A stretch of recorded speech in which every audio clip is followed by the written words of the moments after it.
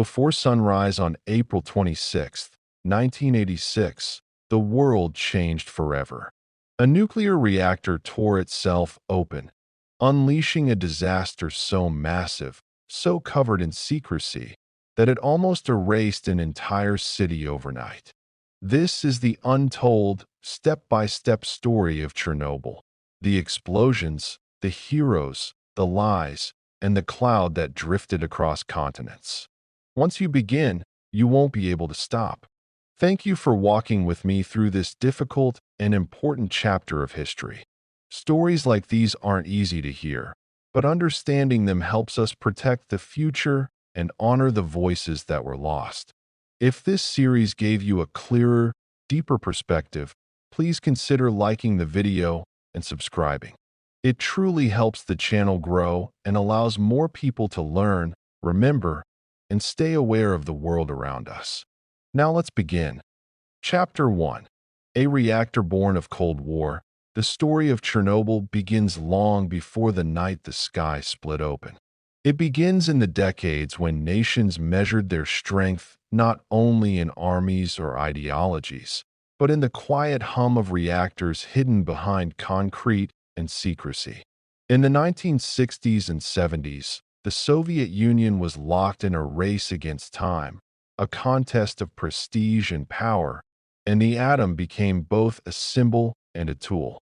It promised energy, independence, and a future where cities glowed with artificial daylight, even through the harsh northern winters. The USSR needed proof that its technology could energize an empire, that its vision of progress could eclipse the West. And so, from this mixture of ambition and urgency, the idea of the RBMK reactor was born. It was a design meant to be fast to build, powerful to operate, and capable of producing both electricity and weapons-grade material if required. In an era driven by targets that were measured in impossible numbers, it was seen as a triumph. Engineers praised its capacity, politicians admired its scale, and managers valued the convenient fact that it could be refueled without shutting down. Few wished to pull back the curtain and examine what flaws might lurk in its foundations. Even fewer dared to question whether corners had been cut in pursuit of speed. What mattered was output, megawatts, milestones, and the appearance of unstoppable progress. The USSR's nuclear program expanded rapidly, reaching across vast territories. Among its newest jewels was the Vladimir Ilyich Lenin nuclear power plant, built near a young and optimistic city named Pripyat. This city, designed for engineers, families, scientists, and workers, was a model Soviet town, bright, modern, and filled with the confidence that the future would be better than the past.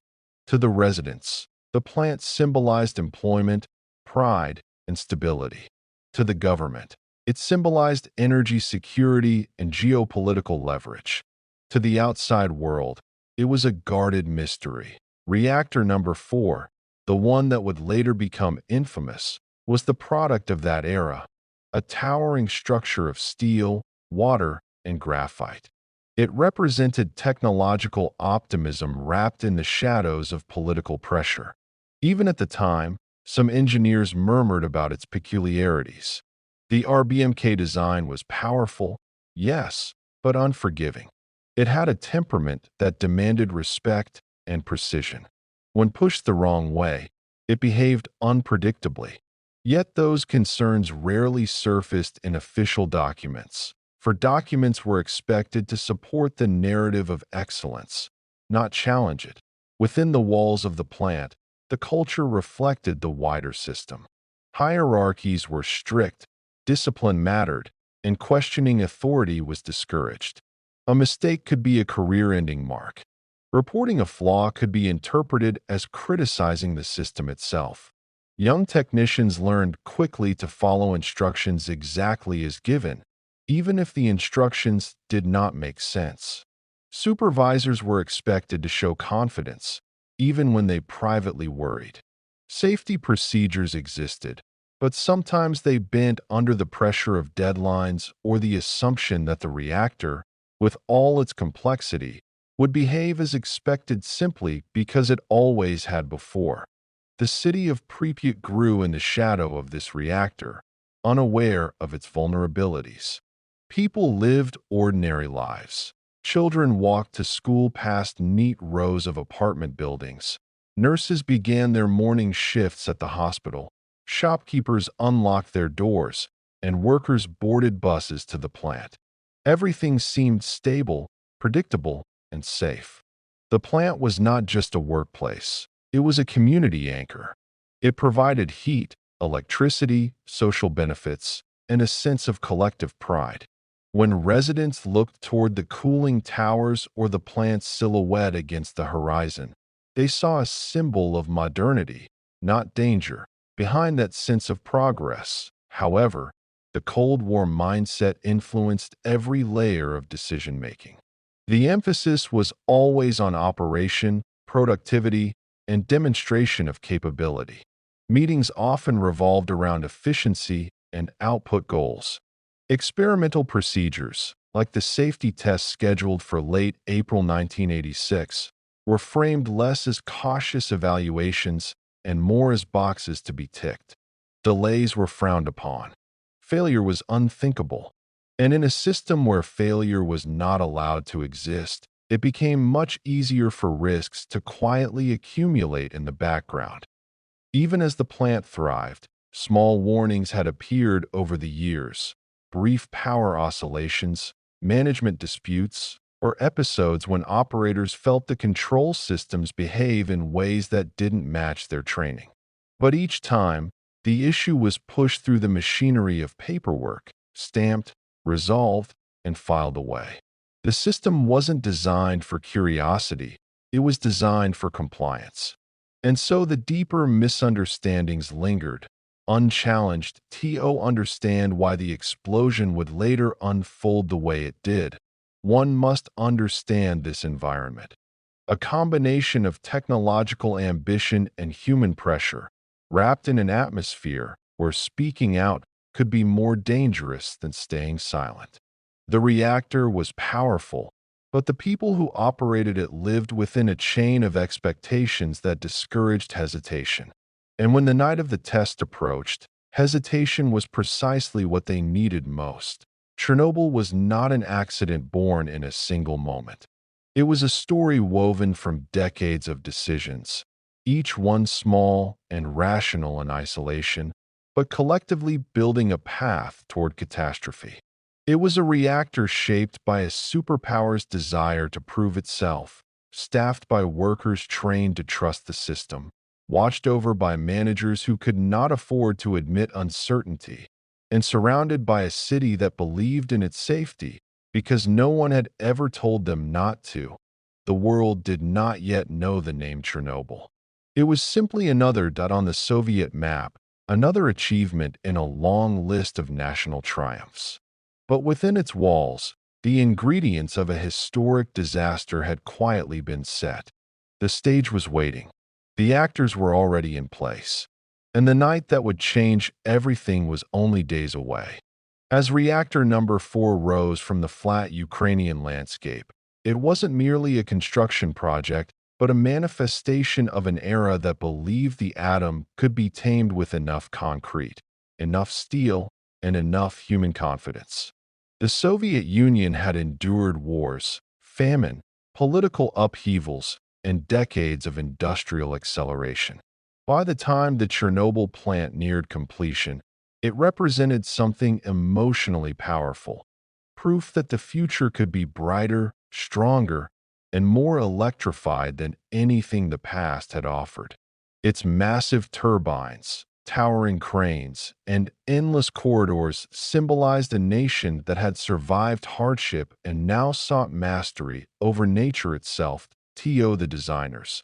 The RBMK reactor was a marvel of engineering, capable of extraordinary output, capable of fueling entire regions, and capable of demonstrating to the world that the USSR could build nuclear power not only quickly but impressively. Yet this pride came with blind spots. The reactor's dual-purpose design, the very feature that granted it political favor, introduced complexities that demanded sharp scrutiny. It required precise handling, flawless communication, and constant vigilance. But the Soviet culture at the time leaned towards secrecy, hierarchy, and unwavering belief in established procedure. The system trusted the blueprint more than it trusted the people who questioned it, and so flaws that might have been corrected lingered in silence. Inside the plant, new workers often marveled at the reactor's scale. They walked through control rooms filled with softly glowing panels, lines of gauges, throbbing pumps, and the rhythmic hum of machinery that seemed alive. They memorized procedures, observed the senior operators, and internalized the level of discipline the plant demanded. There was pride in wearing the uniform, pride in belonging to something prestigious. Many of them were young, ambitious, and eager to prove themselves in a facility that felt like the beating heart of technological progress. Yet beneath that pride was something subtler, a quiet understanding that questioning authority was rarely welcomed. Mistakes were not just occupational hazards. They were stains that could follow a worker for years. But for the city of Pripyat, none of these hidden tensions mattered. Life in the city felt comfortable, even idyllic by Soviet standards. Apartment blocks rose in clean lines. Schools echoed with the sounds of laughter and morning recitations. Cafes served pastries and tea. The amusement park, still waiting for its grand opening, stood in anticipation with its bright yellow Ferris wheel, a symbol of optimism and a promise of joy for children who had grown up watching the city expand year by year. Families lived with a sense of security, believing in the plant's infallibility. After all, it had never failed them. It provided heat on winter nights, powered their lights, and sustained their livelihoods. Across the river, Reactor Number 4 sat like a sleeping giant, seemingly stable and compliant. Only the engineers closest to its design could sense the contradictions hidden within it. The reactor had an unusual personality, calm under some conditions, unpredictable under others. It responded sharply when pushed toward the edges of its operating range, especially at low power. Its control rods, the tools designed to stop runaway reactions, contained graphite tips that behaved counterintuitively. These features were known, documented, and filed, but not fully confronted. They were treated as footnotes rather than fundamental concerns. Still, the narrative of progress pressed forward. Operators learned to trust the reactor through experience rather than theory. Years passed without catastrophe, and familiarity bred not complacency exactly, but a subtle weakening of fear. When a machine behaves well long enough, people begin to believe it always will. This psychological shift was gradual but powerful. That sense of invincibility grew stronger because the Soviet Union needed it to grow. The system required belief, belief that the reactors were safe, that the engineers were competent, that the future was stable. Doubt was an inconvenience, and so doubt was quietly discouraged. Within the walls of the plant administration, decisions often revolved around meeting deadlines. There were expectations from Moscow, schedules that could not slip, and metrics that were constantly monitored. Every delay had implications. Every deviation had to be justified. This pressure wasn't inherently malicious, but it created a climate where risk took on a different meaning. If a safety test could be completed faster, that speed was welcomed. If a procedural step could be interpreted in multiple ways, the interpretation that aligned with productivity usually won.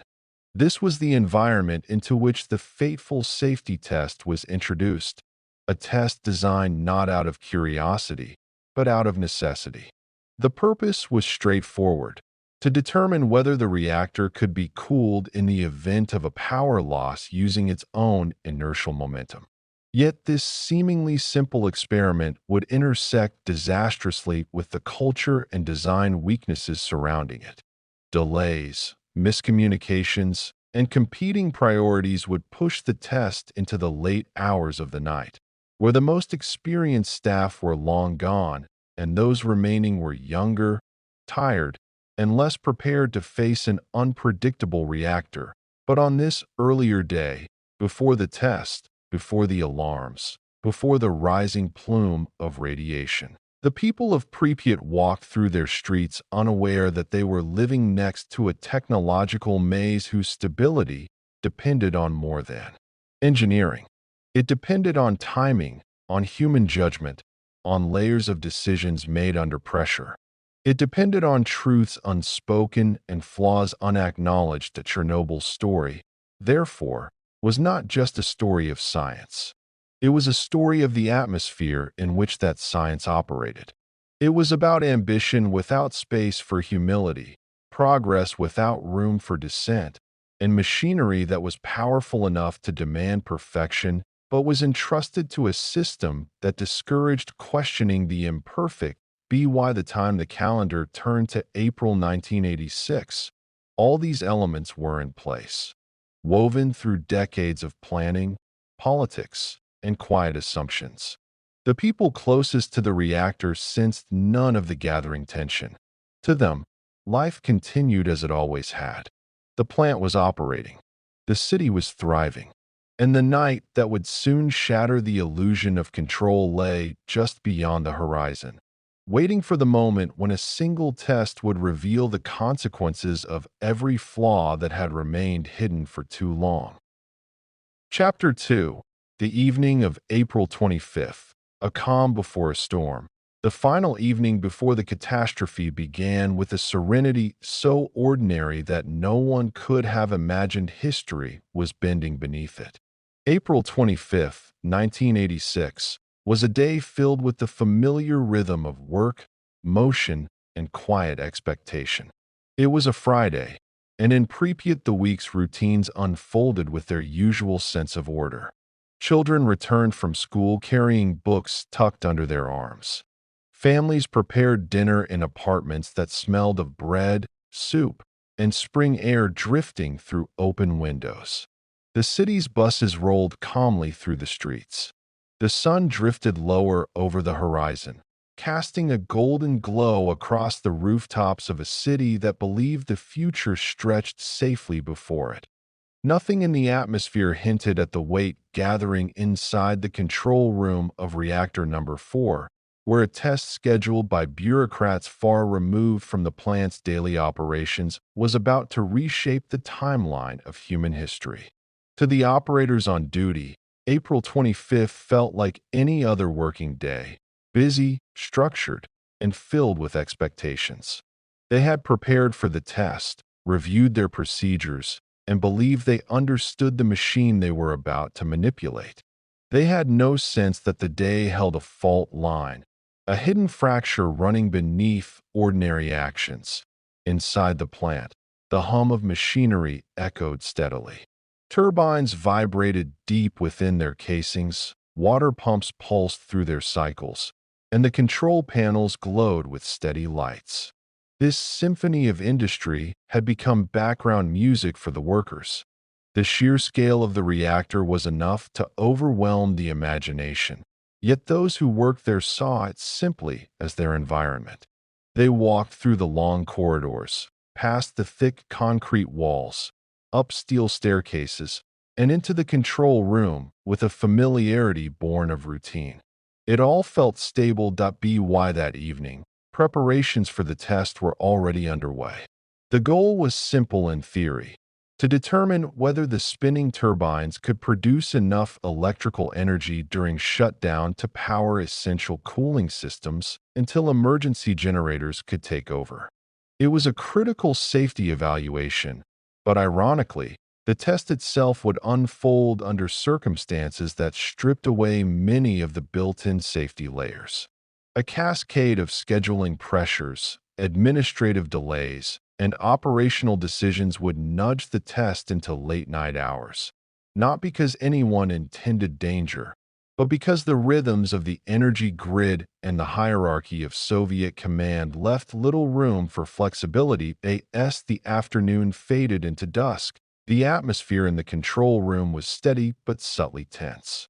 Operators were focused, following their planned sequence, adjusting power levels, monitoring the reactor's behavior. Chief Engineer Nikolai Fomin and Plant Director Viktor Burkinov, both responsible for overseeing the broader operations, were confident the test would proceed smoothly. Their confidence was rooted in years of experience, not arrogance. Yet behind that experience lay a significant gap. Full knowledge of the reactor's flaws was not something they possessed. That knowledge was scattered across design bureaus, classified memos, and institutional silence. Outside, the city of Pripyat basked in the calm of a spring evening. Couples strolled through parks. Teenagers gathered near the river. Workers returning from the first shift stopped by shops to buy food for the weekend. The trees swayed softly as the wind carried the scent of damp earth and distant pine. Pripyat was a city designed for optimism, built for families who believed they were living at the forefront of Soviet modernity. It felt safe, structured, and sheltered from the uncertainties of the outside world. Even the workers at the plant felt this sense of security. Though they knew the reactor demanded precision, they also believed in the integrity of its systems. The idea that it could slip beyond control seemed unthinkable. Accidents belonged to training manuals and cautionary tales from faraway facilities, not to the modern, well-staffed power plant on the edge of their city. And yet, beneath the machinery's hum, Reactor number 4 was already reacting to the instructions it was given, shifting its internal balance in ways small enough to escape notice, but significant enough to alter the trajectory of the hours ahead. The sun slipped away, replaced by the soft glow of streetlights. Pripyat came alive with the gentle movements of a community settling into evening. Children played outside a little longer. Elderly women sat on benches trading stories of the past. Radios crackled inside apartments. The night felt ordinary, almost comforting. The kind of night where nothing remarkable could possibly occur. Back inside the control room, however, the mood was shifting. Power levels began to drop lower than intended, a development that required correction and recalibration. This wasn't alarming in itself. Reactor adjustments happened every day, but each adjustment carried consequences the operators couldn't see. Beneath their fingertips, the RBMK's instability at low power began to surface, subtle yet increasingly dangerous. It was like watching a river whose currents were smooth at the surface while hidden undertows strengthened below. Yet no alarms rang out. No urgent warnings filled the air. The test was still expected to proceed. The supervisors overseeing the operation trusted their team, trusted the procedures, and trusted the machine that, until then, had obeyed every instruction with dependable consistency. The hours felt steady, predictable. No one sensed the knife edge forming between normalcy and disaster. The reactor did not tremble, the floor did not shake, and nothing in the air hinted at the catastrophe quietly preparing itself. The moment remained suspended in time, an evening wrapped in routine, unaware that routine had already begun to slip. What made this night so haunting is how ordinary it truly was. There was no dramatic sign, no omen, no flicker of warning that residents could interpret. Life unfolded precisely as it always had.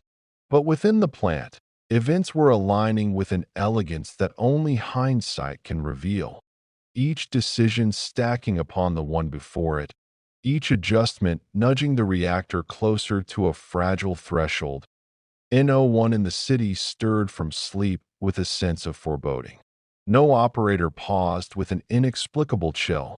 The night was calm, beautifully calm, as though nature itself wished to draw a final breath before witnessing what would happen next. And so the evening of April 25th passed quietly, carrying the world toward a moment that would divide history into before and after.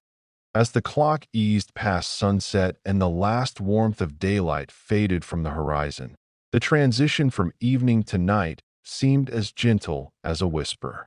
Pripyat's lights began to shimmer across the quiet streets, illuminating tidy sidewalks and the clean facades of apartment blocks.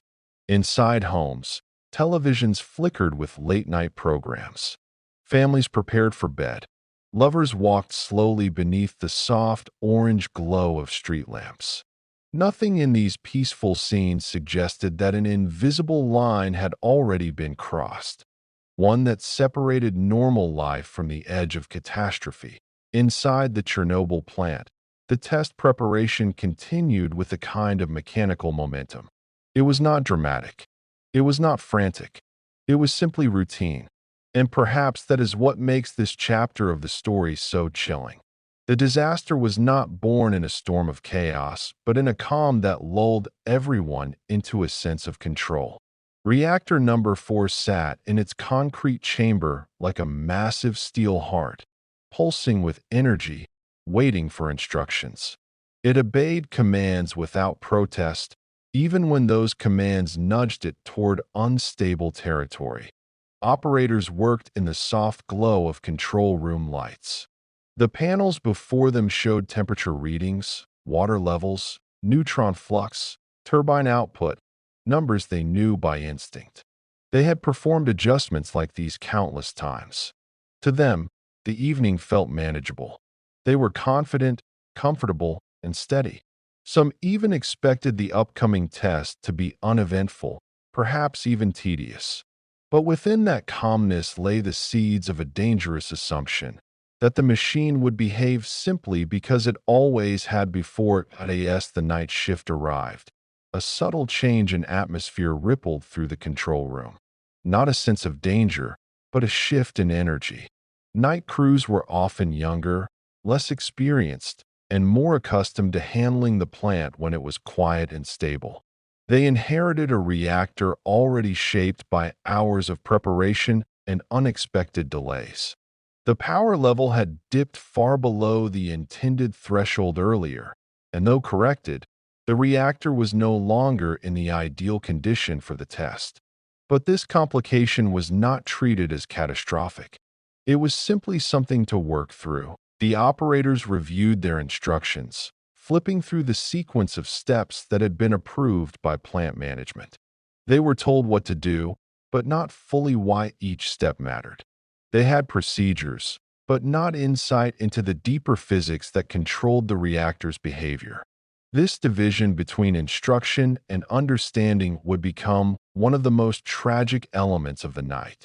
For while they carried out orders with diligence, they lacked the complete picture, a picture that might have made hesitation blossom into caution. Meanwhile, beyond the plant's walls, Pripyat settled deeper into sleep.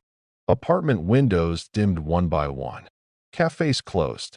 Even the hum of city life softened until only the distant sounds of passing cars and soft conversations drifted through the night air. A sense of stillness spread across the city, the kind of stillness that makes the world seem suspended. No barking dogs, no disturbances, just a quiet calm embracing every street and every household the plant. However, the silence was filled by the hum of machinery. Pumps whirred, bells clicked, gauges ticked. Reactor number 4 responded to directives with precision, even as each adjustment subtly altered the delicate balance inside its core. The operators, unaware of the reactor's quiet warnings, made corrections that pushed it toward greater instability. They believed they were guiding it safely. In truth, they were peeling away layers of safety one by one, yet there was no sense of impending doom. Instead, the operators felt a disciplined attentiveness, a controlled professionalism that came from years of training. They followed their orders step by step. They communicated in measured tones. They trusted that their knowledge, procedures, and the reactor itself would carry them through the night. The irony, of course, is that the test was meant to improve safety, to ensure that the plant could survive a power outage, to demonstrate resilience. It was designed as a precaution, yet it proceeded into a night shaped by misalignment, delays, and the simple human belief that nothing would go catastrophically wrong. The test was not rushed.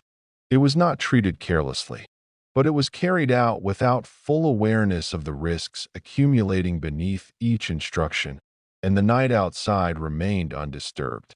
No sudden wind, no rumble of distant thunder, no atmospheric omen to warn the people asleep in their beds that history was turning toward them. Inside the plant, though, something subtle began to shift. A sense of slight unease, too faint to be called worry, touched a few operators as they reviewed the reactor's behavior. They noticed how stubbornly the power level responded, how the adjustments felt heavier, slower, less predictable. Yet nothing seemed alarming enough to halt the test. After all, managers expected results. Schedules had to be met. The system rarely paused for uncertainty, and uncertainty rarely found room to grow within the system. Somewhere, a technician checked a gauge twice instead of once. A supervisor leaned forward slightly, studying the displays. But no one voiced fear, because no one yet felt it. Their world was still intact. Their control was still assumed. They had not yet reached the point where the machine would begin to slip from their grasp. Minutes passed, quiet and unremarkable. The test neared its official beginning. Inside the reactor chamber, invisible processes intensified. Neutrons shifted. Water boiled in rising currents. Pressure accumulated in the smallest unseen places. From the outside, nothing changed.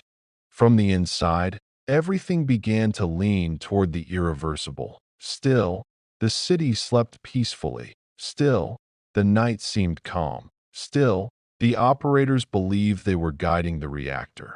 This is the haunting beauty of April 25th. Its serenity was absolute. A serenity so complete that no one could imagine how violently it would break.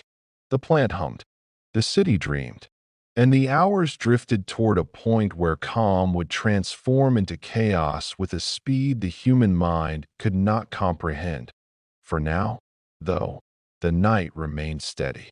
The storm waited just beyond awareness, gathering strength in silence. Chapter 3. Inside Reactor Number 4. The test that should never have happened. Inside the control room of Reactor Number 4. The night of April 25th drifted into the early minutes of April 26th with a sense of quiet purpose. The operators knew that the safety test ahead was unusual, but not extraordinary. Tests were part of their work, woven into the routine of maintenance, evaluation, and the endless drive to keep the plant operating at full potential. Yet this particular test, the turbine rundown experiment, carried a subtle complexity that few fully appreciated. It required pushing the reactor into a condition where it behaved least predictably, at low power, and expected the operators to guide it through a configuration they had rarely navigated. But confidence carried them forward. Confidence in their training, confidence in procedure, confidence in the machine. The test had actually been performed before, at other RBMK reactors, and without catastrophe. Each previous attempt had resulted in frustrating failures, but not danger. The underlying issue, whether the reactor could power essential cooling pumps during a blackout, remained unresolved, and thus the test was mandated once again. But no one had ever performed it under such compromised circumstances. The delays caused by the Regional Electrical Authority had pushed the test far past its planned schedule. The day shift, experienced and well-rested, had expected to handle it. Instead, the responsibility now fell upon the night crew, who were younger, slightly more fatigued, and far less familiar with the intricate quirks of a reactor operating near its instability threshold. Yet the night shift accepted the task without hesitation. In the Soviet work culture, refusal was not an option and doubt was a luxury. Orders came from above, and execution flowed downward. To hesitate was to question authority. To question authority was to imply weakness in the system, and the system allowed no weakness. Inside the control room, the atmosphere now carried a quiet tension, not fear, not even concern, but the sharpened focus of operators managing a machine that was beginning to behave oddly. The power level had dropped earlier to a dangerously low 30 megawatts, far below the intended target. The reactor needed to operate at 700 megawatts for the test. Bringing it back up was possible, but doing so required bypassing some safety protocols and reinserting control into a reactor that had slipped into an unstable mode. Still, the task did not feel catastrophic. It felt difficult, yes, but not impossible. Operators began pulling control rods from the core to boost the power. What they didn't realize was that the RBMK, at low power, was like a coiled spring, quiet on the surface, but storing instability within. The graphite-tipped control rods, the very instruments meant to control reactivity, had a flaw known only to a small circle of designers. When inserted, they briefly increased reactivity before reducing it, a counterintuitive and dangerous behavior. The operators had never been told this. They believed the rods behaved like those in any other reactor, a slow, steady break. But reactor number 4 was built with contradictions hidden inside its engineering. As the rods lifted, the reactor responded sluggishly. They needed more rods out, and soon only a fraction remained fully inserted, far below the minimum allowed by regulations. But the night shift did not consider this extraordinary. They had seen numbers drift, watched reactivity fluctuate, and corrected it without incident. Their attention was fixed on stabilizing the power, not on interpreting the deeper meaning of the numbers flickering across their panels. If they felt any unease, it manifested only as mild annoyance. The test could not proceed unless the power increased. In the turbine hall, an immense cathedral of steel and steam, the massive turbines waited for their moment. When running at full speed, they roared like caged storms, converting thermal energy into electricity with astonishing force. Tonight, they were preparing for a trial that required them to coast down without external power, using only their own momentum. It was as if someone had asked a galloping horse to slow down gracefully while still pulling a heavy load. Achieving this condition required delicate coordination between reactor output, water flow, and turbine behavior, coordination that was already slipping. Meanwhile, in Pripyat, the city continued to sleep, its buildings glowing faintly beneath the night sky. If someone had stood on a balcony overlooking the plant, they would have seen nothing unusual, just the familiar silhouette of the power station, quiet and steady. Its chimneys released gentle plumes of steam. Its windows glowed faintly. Its vast walls hid the growing pressure of a sequence unfolding with terrible precision. Inside the control room, operators finally coaxed the power upward, but not to the ideal level. The reactor stabilized near 200 megawatts, still too low, but officials insisted the test proceed. No one wanted to repeat the entire process. No one wanted to delay operations further. The system valued completion, and completion now overrode caution. The instructions remained the same. Proceed, the operators continued, unaware of how delicate the reactor had become. The coolant pumps were operating at full capacity, pulling water through the core to keep it cool. The increased water flow helped suppress reactivity even further, making the reactor even more stubborn. To counterbalance this, they needed more reactivity, but with nearly all control rods already withdrawn, The core's behavior no longer had adequate restraints. It was as if a skater had been asked to balance on one foot, on thin ice, in the dark. Still, there were no alarms, no cries of panic, no flashing red signs instructing them to stop. The panels glowed steadily, numbers drifting but not shouting danger. The quiet inside the control room masked the truth. The reactor was slipping into a state where physics itself would soon overwhelm human control. The operators believed they were guiding the machine.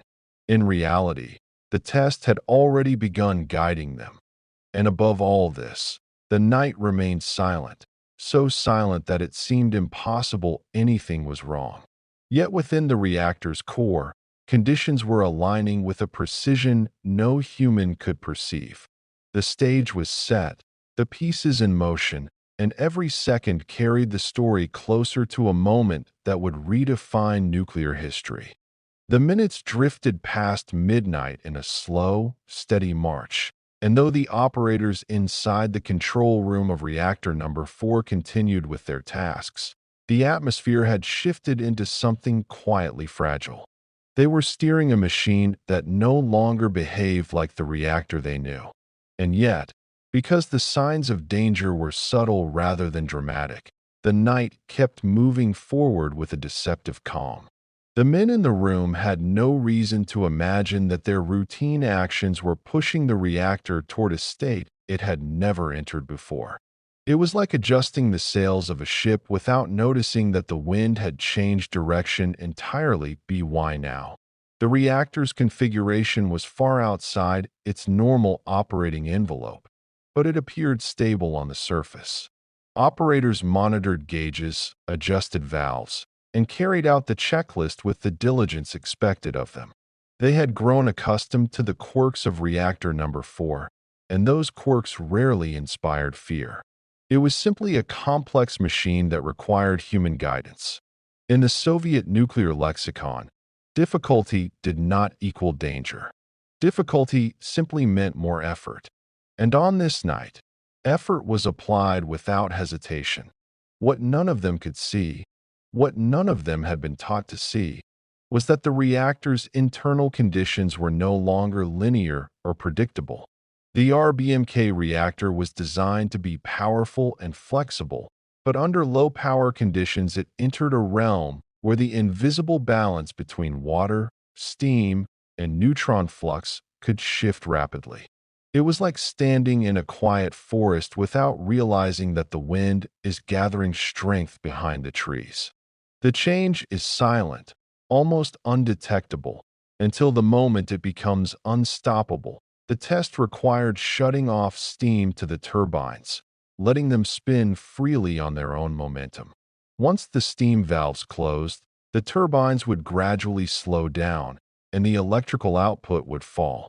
The emergency power system, in theory, would bridge the gap before the diesel generators reached full speed. But to begin this sequence, the reactor had to be producing a certain amount of power, enough to sustain itself during the transition. That condition had already been compromised by the earlier mishaps. Yet orders were clear. The test had to be completed in the turbine hall. Workers moved through the vast chamber filled with towering machinery.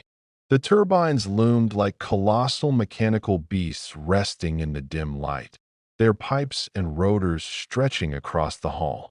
These machines were the giants of the plant, the ones responsible for converting nuclear heat into the electricity that powered much of northern Ukraine. If one listened closely, one could hear the deep vibration of power coursing through them. But none of the men walking beneath their steel frames suspected that the reactor feeding these turbines was nearing a point where the smallest disturbance could ignite a chain reaction. Inside the control room, the authority figures, Deputy Chief Engineer Anatoly Dyatlov, Shift Supervisor Alexander Akimov, and Reactor Operator Leonid Topchinov, continued their work with a sense of determination. Dyatlov in particular had insisted the test proceed, convinced that the reactor's behavior was manageable. His certainty came from years of experience, but also from the institutional culture surrounding him. In the Soviet nuclear industry, confidence was not optional, it was expected. Uncertainty could be interpreted as incompetence, and so hesitation rarely survived long. The young operators under Dyatlov's supervision tried their best to balance respect for authority with their instinct to act carefully. Topchinov, responsible for controlling the rods, felt uneasy. The power level was low, the control rods almost fully withdrawn, and the core seemed resistant, responding in ways that hinted at instability. But he was young, and Dyatlov was firm. When Dyatlov gave an order, it was carried out. That was the way the system worked. As the time step for the experiment approached, the plant was alive with hidden tension. Pumps strained under the heavy flow of water pushed through the core. Steam channels pulsed with uneven patterns. The graphite blocks at the heart of the reactor absorbed neutrons with their usual efficiency, but the configuration around them had grown dangerously unbalanced. The reactor was still functioning, still producing energy, still appearing controlled, but internally, it had become a kind of paradox, stable, yet poised on a razor's edge. Above the plant, the sky was silent. Stars shimmered faintly over the Ukrainian countryside. The river glistened with moonlight. If one had stood on the roof of the plant, the beauty of the night might have seemed comforting. The tall chimneys exhaled harmless steam, and the rectangular bulk of the building appeared solid and unshakable. Nothing about its outward appearance betrayed the truth hidden inside. Back in the control room, the countdown toward the test continued. Workers reviewed their sheets, adjusted settings, and exchanged quiet remarks. The mood was not panicked. It was determined, focused, dutiful. They believed they were testing the plant's safety, unaware that the test itself was erasing the very safety boundaries they relied upon. Finally, the order came to begin reducing steam to the turbines. This was the moment the entire evening had led toward. As the valves slowly closed, the turbines began their gradual descent from full speed. The sound changed subtly, a slight shift in pitch, a gentle softening of the deep mechanical heartbeat. The operators monitored the electrical output, watching as the system transitioned into the experiment. That same moment, deep inside the reactor core, conditions shifted once more. The sudden change in steam flow altered the balance between water and vapor, changing the moderation of neutrons, changing the reactivity. It happened quietly, invisibly, but the shift nudged the reactor one step closer to instability. The operators saw nothing alarming. No lights flashed. No sirens blared. The experiment looked, on its surface, like it was proceeding according to plan. But the reactor was no longer following the rules the operators understood. It had entered a zone of behavior they were never trained to recognize. A zone where the smallest action could have enormous consequences. And the test was only just beginning. In mere minutes, the reactor would cross the final invisible threshold. The gap between control and catastrophe was narrowing, inch by silent inch. Chapter 4: Moments to Midnight. A chain of errors. In the quiet minutes before 1 a.m., the atmosphere inside the control room of reactor number 4 settled into an unsettling stillness. It was not the stillness of calm, nor the stillness of confidence. Rather, it was the stillness that settles over a situation where danger has not yet revealed itself, but the conditions for disaster are already in motion. No one sensed it. No one could. Yet the combination of human decisions, hidden design flaws, and the exhausted pulse of a reactor struggling at the edge of instability was coiling into a chain of events that would soon unfold with devastating force. The night shift operators worked in a haze of concentration. Their faces reflected the dim glow of control panels that flickered with numbers and indicator lights. Reactor operator Leonid Topchinov monitored the power level, adjusting controls with careful precision.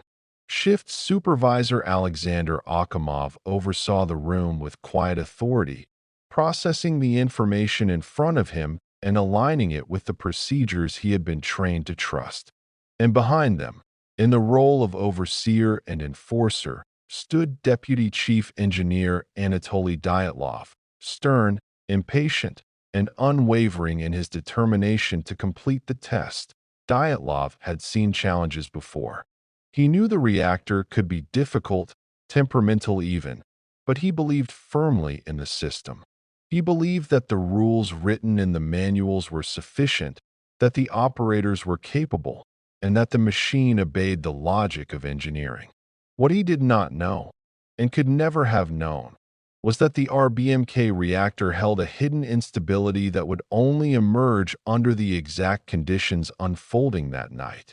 His confidence, shaped by years of experience and reinforced by the expectations of the Soviet nuclear hierarchy, became one more layer in the fragile lattice forming within the control room. Inside the reactor, intense physics played out in silence. Neutrons collided, water boiled, steam surged, and graphite moderated reactions with a quiet intensity. The men in the control room monitored the numbers, but not the deep processes beneath them. They saw only the surface of a vast, invisible world. The true state of the core, its precarious balance, its unpredictable behavior at low power, remained hidden beneath thick concrete and layers of flawed assumptions. One of those assumptions came from the belief that emergency systems would always provide a failsafe. But for the test to be conducted as planned, several safety mechanisms had been intentionally disabled. This was not unusual. It was part of the procedure. But the combination of disabled protections and unstable reactor conditions created a deadly vulnerability no one recognized. With the turbines spinning down and the reactor producing inadequate power, the operators increased the flow of cooling water to maintain temperature control. It was a logical step according to their training. But the RBMK design responded to this increase not with stability, but with the opposite. More water meant less steam, and less steam meant fewer voids in the core. The RBMK's fatal flaw, a strong positive void coefficient, meant that steam bubbles acted as regulators of reactivity. With fewer bubbles, the reactor's natural braking system weakened. This invisible shift moved the core closer to a dangerous state, one where small disturbances could cause sharp increases in power.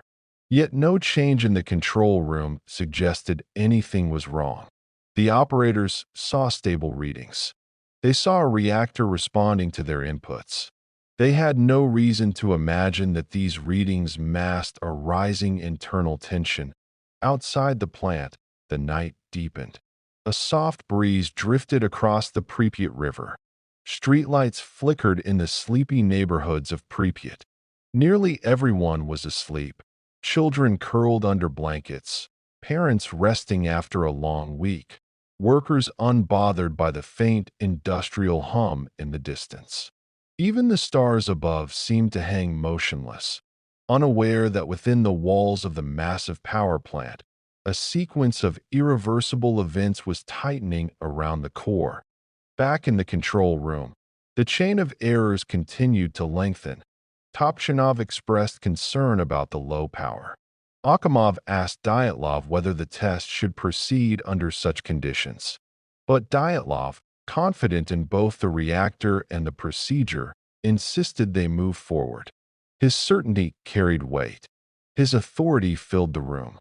And in a system where questioning authority was neither common nor encouraged, his instructions sealed the next step in the unfolding disaster. Moments later, the operators began the sequence that would bring the test into its critical phase. They adjusted pumps, monitored readings, and prepared to shut off steam entirely. What they didn't know was that the core's reactivity was already becoming erratic, responding to their inputs with a sensitivity far greater than anything they had experienced. It was like steering a vehicle whose brakes and steering had been subtly rewired, but whose dashboard still displayed reassuring numbers. Inside the reactor, steam channels churned violently. A subtle but dangerous oscillation began to form. Yet these oscillations were too fast, too deep within the core, and too poorly understood to be detected by the control room instruments. The reactor was behaving like a giant spring compressed beyond its limit, silent, outwardly calm, but filled with potential energy. Still, the operators carried on. They believed they were moving toward success.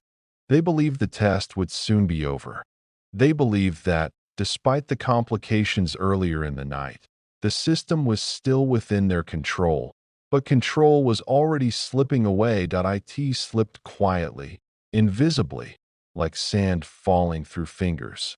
And once it fully escaped human grasp, there would be no force capable of pulling it back. As the minutes crawled toward the moment of truth, reactor number 4 stood at the edge of a threshold no one realized existed.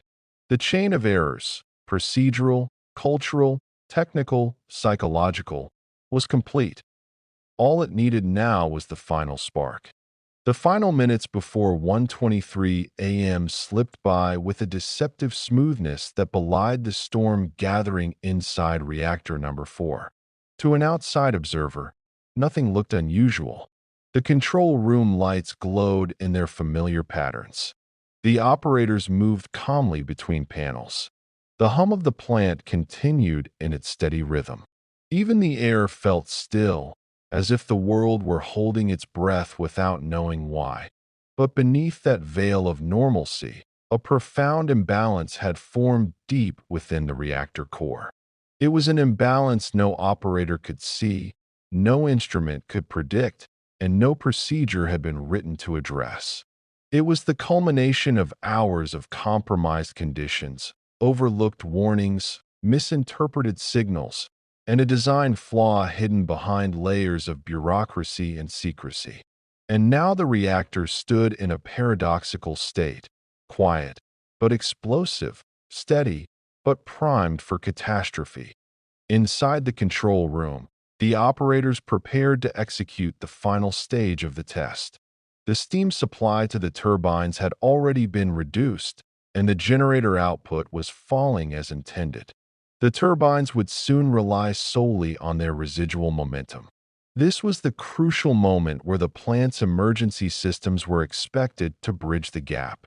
But because key protections had been deliberately disabled to allow the test to proceed, the operators now hovered over a reactor that was essentially unguarded. Though they did not realize it, they were standing inside a perfect storm created by human confidence and machine vulnerability. Shift Supervisor Alexander Akimov maintained a professional calm, organizing the crew and overseeing each command. His instincts told him that the situation felt unusual, but unusual was not the same as dangerous. He had seen irregularities before. He trusted the system, and he trusted his training, which emphasized procedure above all else. Reactor operator Leonid Topchinov, younger and more technically meticulous, felt a growing discomfort. The reactor's responsiveness had become unpredictable. The controls felt different, sluggish at times, too sharp at others. He voiced concerns, subtle ones, but enough to hint that something was off. Yet in a hierarchy where experience outweighed intuition and where authority demanded results, his hesitation could only go so far. Behind them, Dyatlov remained unshaken. He was determined that the test proceed. Stopping now, after the delays and complications that had plagued the evening, would be seen as unacceptable. He believed the reactor was stable. He believed his operators were capable. And he believed that any difficulty could be overcome with discipline and persistence. But belief and reality were now drifting apart. In the core, the final transformation was beginning. As the turbine slowed, the water flow through the reactor decreased. As the water flow decreased, the steam voids changed. And as the steam voids changed, the reactor's reactivity began to climb. Slowly at first, so slowly that the control room instruments did not register anything out of the ordinary. But the RBMK design ensured that once a certain threshold was crossed, this increase would accelerate with terrifying speed. Still, everything looked normal. Operators continued calling out numbers, adjusting controls, logging the final data points required for the test. They believed they were minutes away from completing their task, writing down results, and restoring the plant to normal operation. Then, at 1:23 a.m., a quiet but unsettling shift occurred. Meters started showing slight fluctuations. Power levels twitched. Pumps began vibrating with unusual rhythm. The operators exchanged quick glances, small ones, almost ceremonial acknowledgments that the reactor was being stubborn. But stubborn reactors were not new. What was new was the underlying physics, which none of them could see. The fluctuations grew. Inside the core, a runaway reaction was beginning to shape itself, gathering speed in silence. Neutrons multiplied with increasing intensity. Channels heated unevenly. Pipes strained. The water began to flash into steam faster than the pumps could compensate. But the lights on the control board, designed to reveal problems when they were still fixable, did not yet show the reactor's true state. Then came the moment that sealed their fate. Topchinov saw the power spike, small but noticeable. His voice carried a tremor as he called out the number. Akimov stepped closer, eyes narrowing. Dyatlov turned sharply, irritation flickering across his face. The numbers danced unpredictably, rising in a way that did not match the operator's expectations. And then, instinctively, Akimov made the decision that every nuclear operator is trained to make when things drift beyond control. Press AZ5. The words dropped into the air with the weight of finality. The AZ5 button, the emergency shutdown, the last defense, the command that should have saved the plant. Topchinov pressed it immediately. A red button, a simple action, a gesture meant to bring the reactor safely back under human control. But instead of calming the storm inside the core, the shutdown command triggered the RBMK's fatal flaw. The graphite-tipped control rods, designed to reduce reactivity, first caused a surge. As they entered the core, their graphite tips displaced neutron-absorbing water and briefly increased the reactor's power output instead of decreasing it. It was a flaw that had existed since the reactor's creation, a flaw known to a select few, but never shared with the operators entrusted with its operation. In that split second, the power inside the core surged upward violently. The operators did not see it immediately. Their instruments lagged behind reality. But within seconds, the panels flickered. Gauges swung sharply. Warning lights flashed.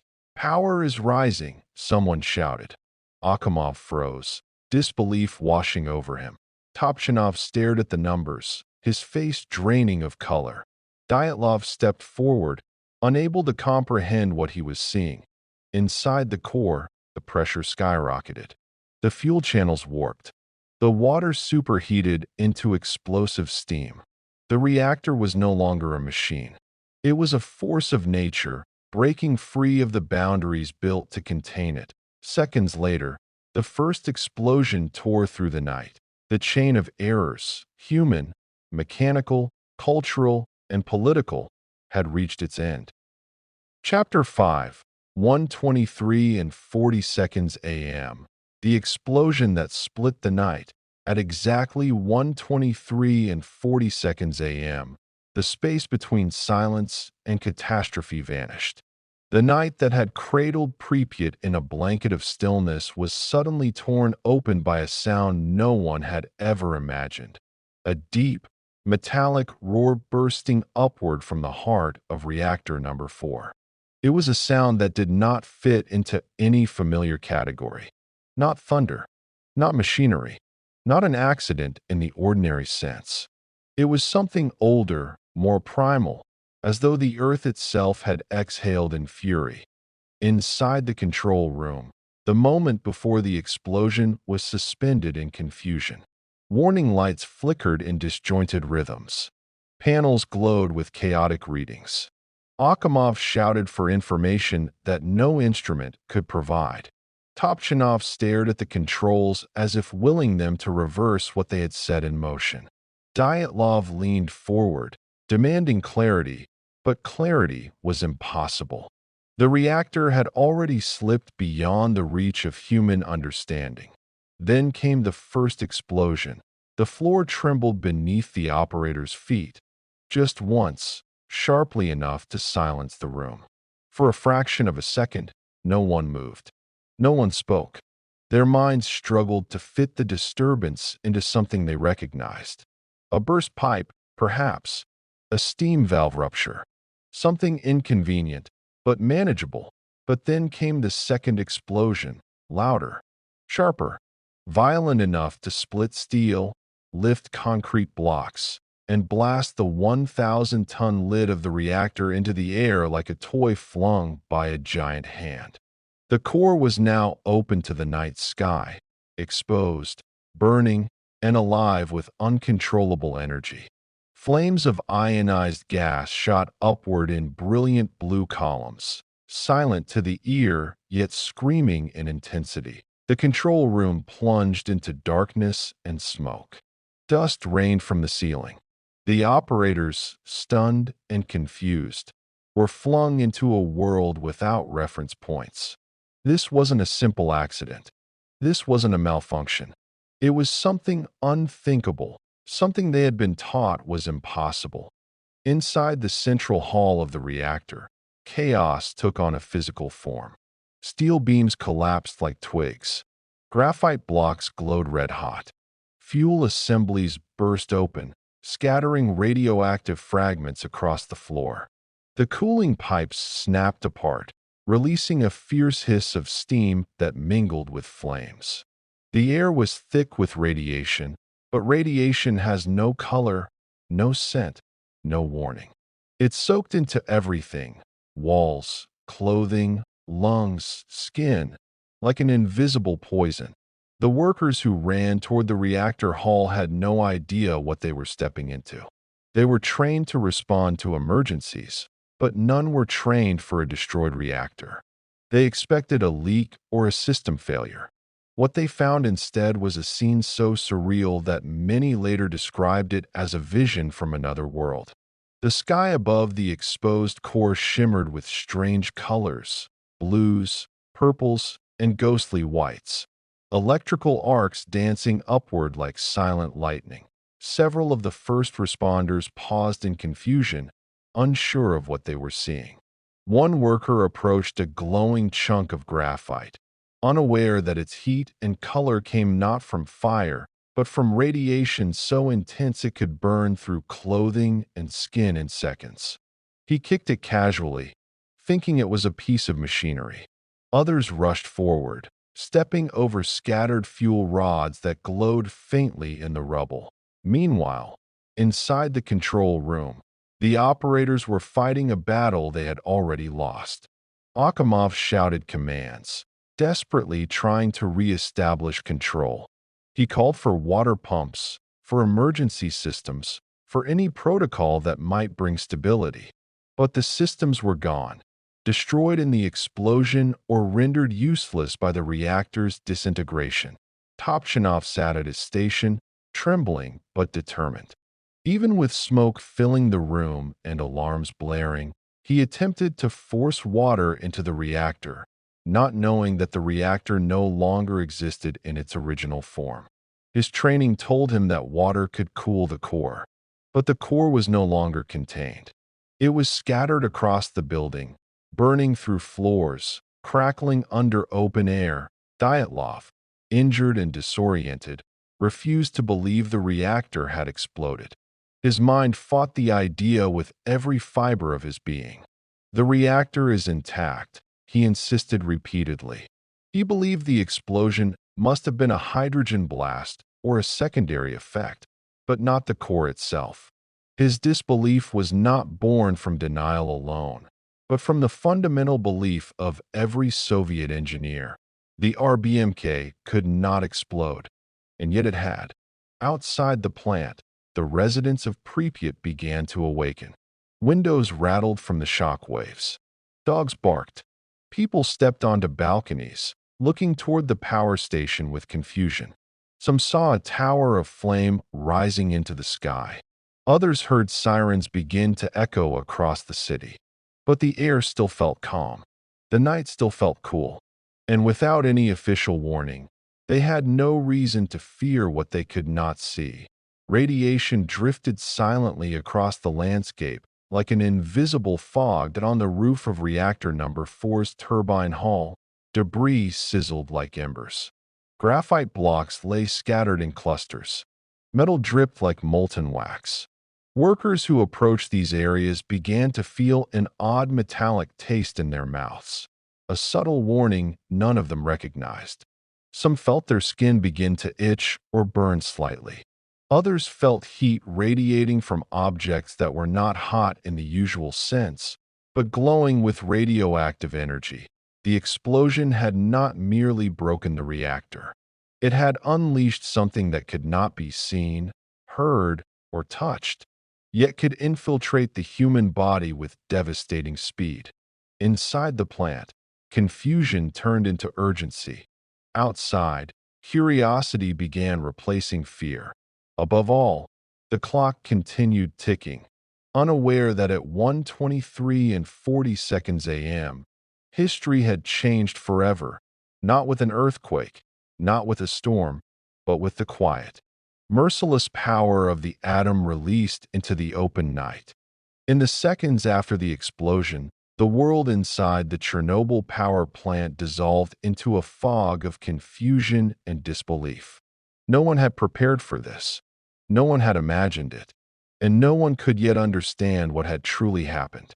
The RBMK reactor design, in the minds of the engineers and operators, was incapable of exploding. It was a belief instilled through decades of doctrine and reinforced by technical assurances that bordered on dogma. And so when the blast shattered the night, the first response was not comprehension, only confusion. Dust filled the corridors. Sirens wailed in fractured patterns. Workers stumbled through smoke, calling out for colleagues, unsure of where danger lay. Some believed a pipe had burst. Others thought a hydrogen tank had ignited.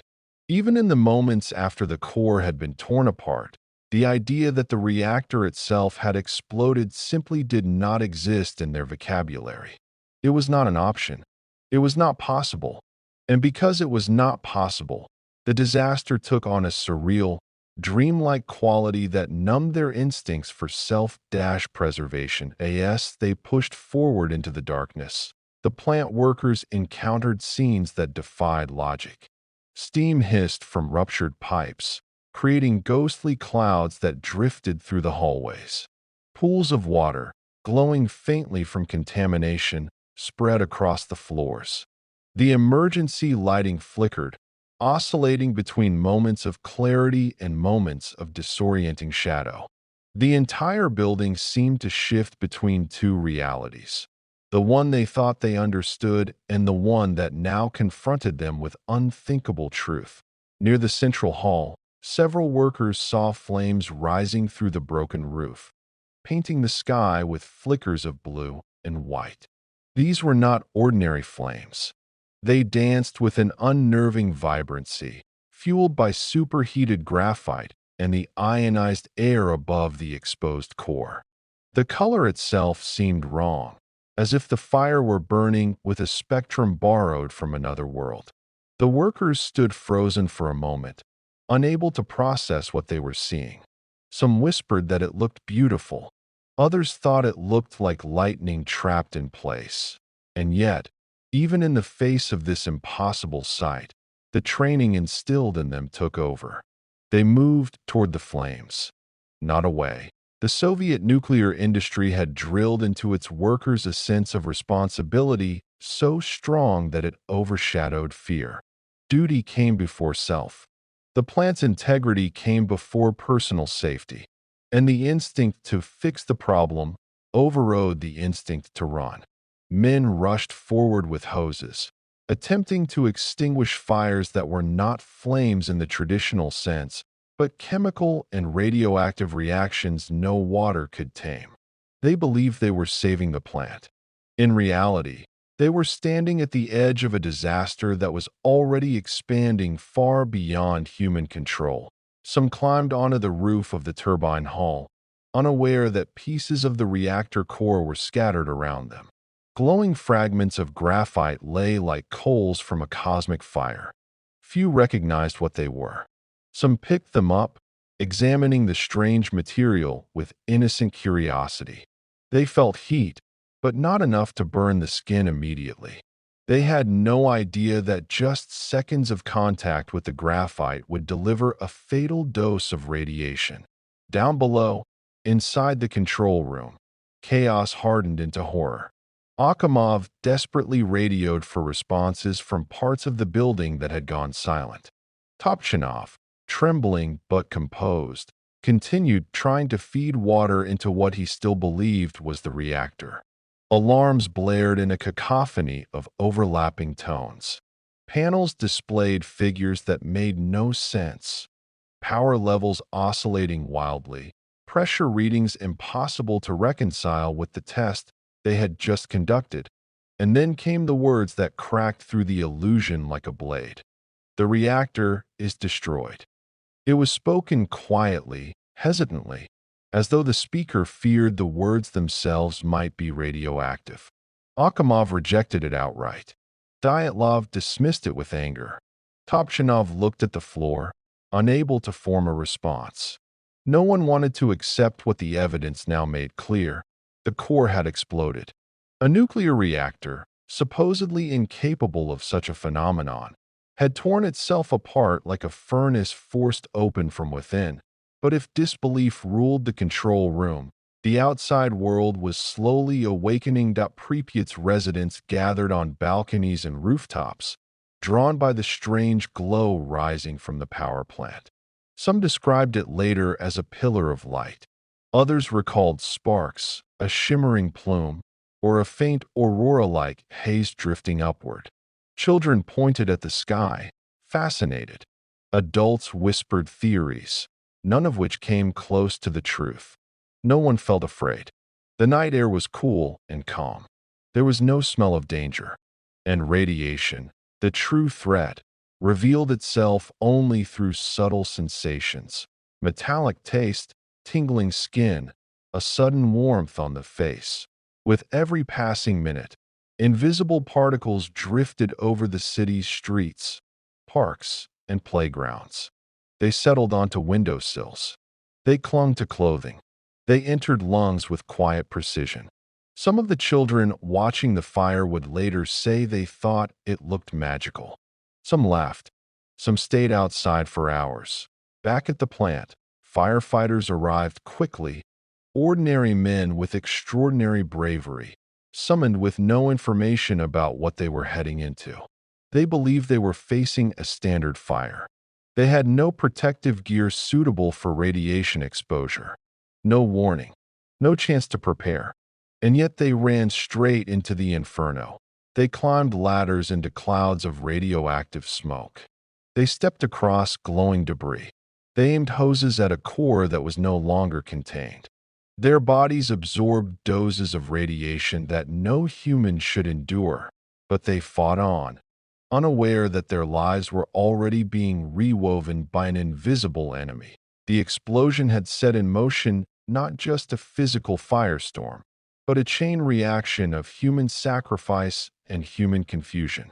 The men inside the plant continued trying to control the uncontrollable.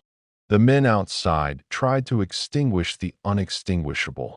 And the residents of Pripyat watched quietly, unaware that the night sky was raining poison in those early hours. The world had not yet understood what had happened. But the truth was already spreading. On the wind, on clothing, on skin, on every breath. The explosion had split the night. The consequences had only just begun. Chapter 6. A Sky Lit with Ionized Fire. The first horrified witnesses. The first witness to truly grasp the scale of what had happened at Reactor Number 4 was not a scientist or an engineer. It was the night itself, dark, silent, and then suddenly illuminated by colors no natural sky should ever hold. In the moments after the explosion, a column of ionized air rose upward above the destroyed reactor, glowing in hues of electric blue and ghostly violet. It shimmered and pulsed, as though the sky itself had been torn open and light was leaking from an unseen world beyond. Those who saw it from a distance often struggled later to find words for what they witnessed. Some described it as a pillar of sunrise at midnight.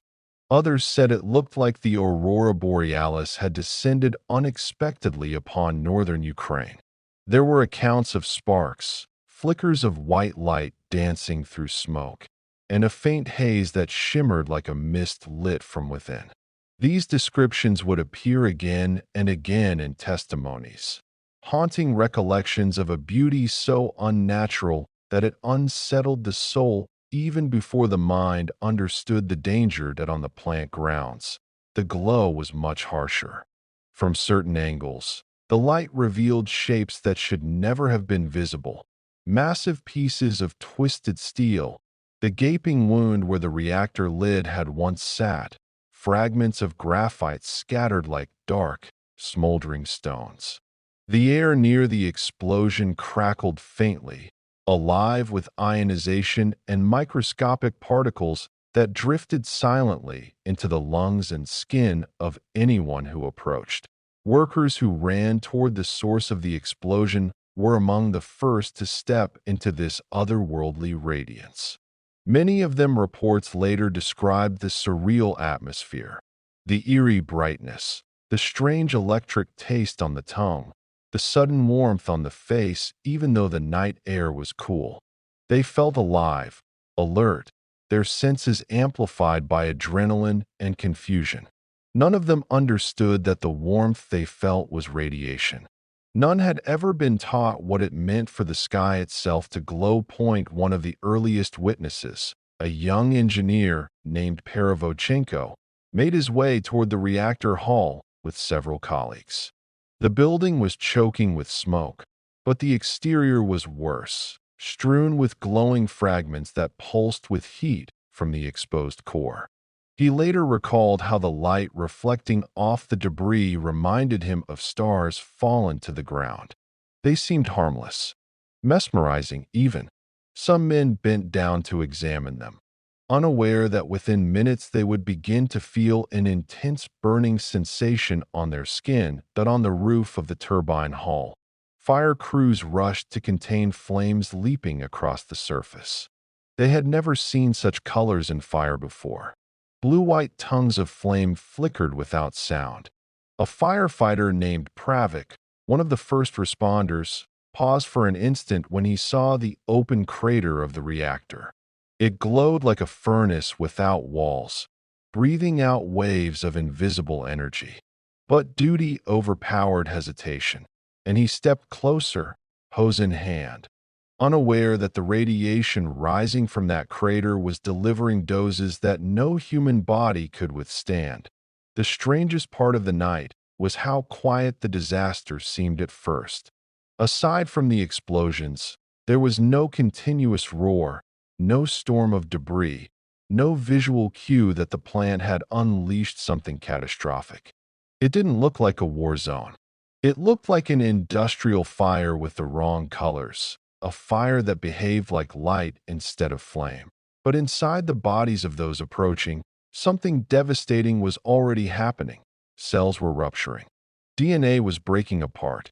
Bone marrow was beginning to fail. But radiation has no sound, no heat, no immediate sensation strong enough to convey danger. The workers and firefighters moved under the shimmering glow without fear because the night did not feel hostile. The sky did not feel poisoned. The air did not sting in the way smoke or chemicals would. Everything felt deceptively normal, even as the invisible force around them began rewriting their biology. Meanwhile, the residents of Pripyat watched the ionized sky from their balconies and sidewalks. Some brought out chairs to sit and observe what they believed was a large but harmless fire. Children pointed at the blue glow and asked their parents what made the night look so magical. Many families assumed the plant was performing some sort of controlled burn or routine maintenance. A few curious residents walked closer, stopping near the bridges and pathways that offered a better view. There were stories of young couples strolling hand in hand toward the railway tracks, laughing as sparks drifted upward from the plant in the distance. Some recalled later how strange it felt that the air tasted metallic, almost like copper or electricity. It wasn't a flavor they recognized, but it didn't frighten them. It was simply unusual. Others noticed that their eyes watered slightly or their skin tingled faintly. But none of these signs pointed to something catastrophic. After all, no announcements sounded through the city. No alarms broke the night. The authorities had said nothing, and so the people trusted the silence.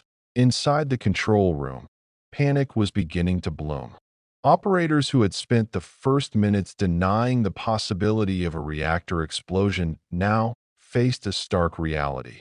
The lights had gone out, the panels were dead, and readings were either unreadable or impossible. Akimov whispered, almost to himself, "What have we done?" Topchanov, dazed and coughing from radiation-laden smoke, kept trying to force water into a non-existent core. Dyatlov paced the room in disbelief, refusing to let his mind accept what his eyes were seeing. The weight of their decisions pressed down on all of them, heavy as the thick smoke that curled through the building. Outside, the glow intensified. Flames from the exposed reactor core reached upward in shimmering patterns, dancing along currents of ionized air.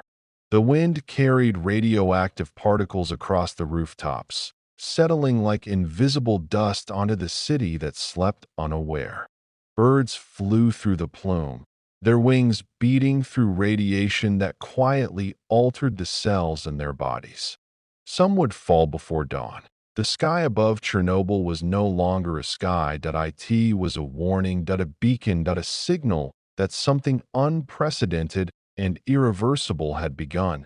And though countless eyes witnessed it, almost no one understood what it meant. Not yet. For those closest to reactor number 4, the minutes following the explosion were a descent into a surreal and disorienting landscape. The fire brigade that arrived from Pripyat came expecting a standard industrial emergency, one they had trained for, prepared for, and believed they understood. None of them had been told that a nuclear reactor could explode because, officially, such an event was considered technically impossible. So when they stepped out of their vehicles and looked toward the power plant, their minds filled the gaps with explanations that fit within their training. But nothing in their training had prepared them for the haunting glow illuminating the night sky. As they approached, the firefighters noticed that the air felt strangely warm despite the cool spring night. Tiny flashes of light floated around them, drifting on the wind like sparks from a dying campfire. Some reached out instinctively, letting the particles land on their gloves. They did not know these shimmering motes were fragments of radioactive fuel and graphite. They looked harmless, beautiful, even, like fireflies trapped inside smoke. The men hurried onto the roof of the turbine hall, a route that placed them directly beside the exposed remains of the core. Here, the glow was sharper, almost crystalline. A firefighter named Kybnok later recounted how the heat didn't feel like heat at all. It felt like standing close to something alive, something vibrating with an energy he could not understand. The ground beneath their feet was littered with debris that clicked softly under their boots. Some pieces glowed faintly. Others emitted a dull red pulse. Still others looked like ordinary chunks of metal. None of them realized that even the smallest fragment of the reactor could deliver fatal radiation in seconds. But fire demanded response, and that was what they knew. They lifted hoses and sprayed water toward flames that did not behave like ordinary fire. Water evaporated instantly upon contact with superheated graphite. Steam rose in thick pillars, mixing with radioactive dust and drifting back into the faces of the men who inhaled it with each breath. The act of firefighting, heroic, instinctive, was sealing their fate. Near the building's central entrance, plant workers rushed in and out, shouting over the noise of collapsing structures and bursting pipes. Radios crackled with fragmented messages, reports of fires on the roof, missing personnel, and injured workers collapsing unexpectedly. Some described men stumbling, vomiting suddenly, or burning without visible flames. Others mentioned a strange sensation, as though their faces were sunburned despite the darkness of the hour. The symptoms were beginning, subtle but unmistakable signs of acute radiation exposure that a group of engineers made their way toward the pump room, determined to restore cooling to the reactor, unaware that the reactor's core was no longer intact. Their boots splashed through contaminated water that had pooled across the floor. One man shouted that his hands felt numb. Another complained of a metallic taste in his mouth. Another began coughing uncontrollably. Still they continued, driven forward by duty, by habit, by a belief that the situation could still be controlled.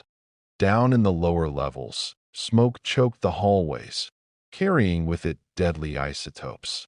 Men groped through the darkness, searching for flashlights or emergency gear, stumbling over fallen debris. When they reached electrical panels or control switches, many found them dead or fused. Yet they kept trying, their minds anchored to the idea that if they worked fast enough, they could still save the reactor, the plant, the city. Above them, the open core burned like a wound.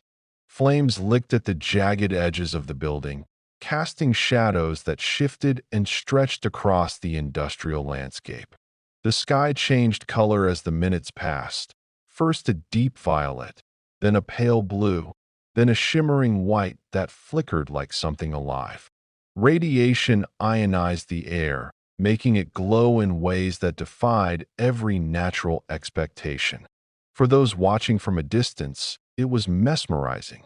For those standing beneath it, it was lethal. In Pripyat, the sight drew more onlookers. People stepped out of their apartments, gathered along sidewalks, and stood on balconies with arms folded against the night breeze. They murmured to one another, pointing at the spectacle with curiosity rather than fear. Some adults worried, but most assumed the plant's personnel had the situation under control. The city had been built to serve the power station. Respect and trust in the plant ran deep. Parents lifted their children to give them a better view. Teenagers laughed and joked, unaware that the shimmering dust floating through the air was settling onto their hair, clothing, and skin. Radiation was now spreading across the city, but it traveled silently, without urgency, without warning. It did not burn immediately. It did not sting. It did not smell. It simply existed, unseen, unfelt, unstoppable. Back at the plant, the horrors intensified.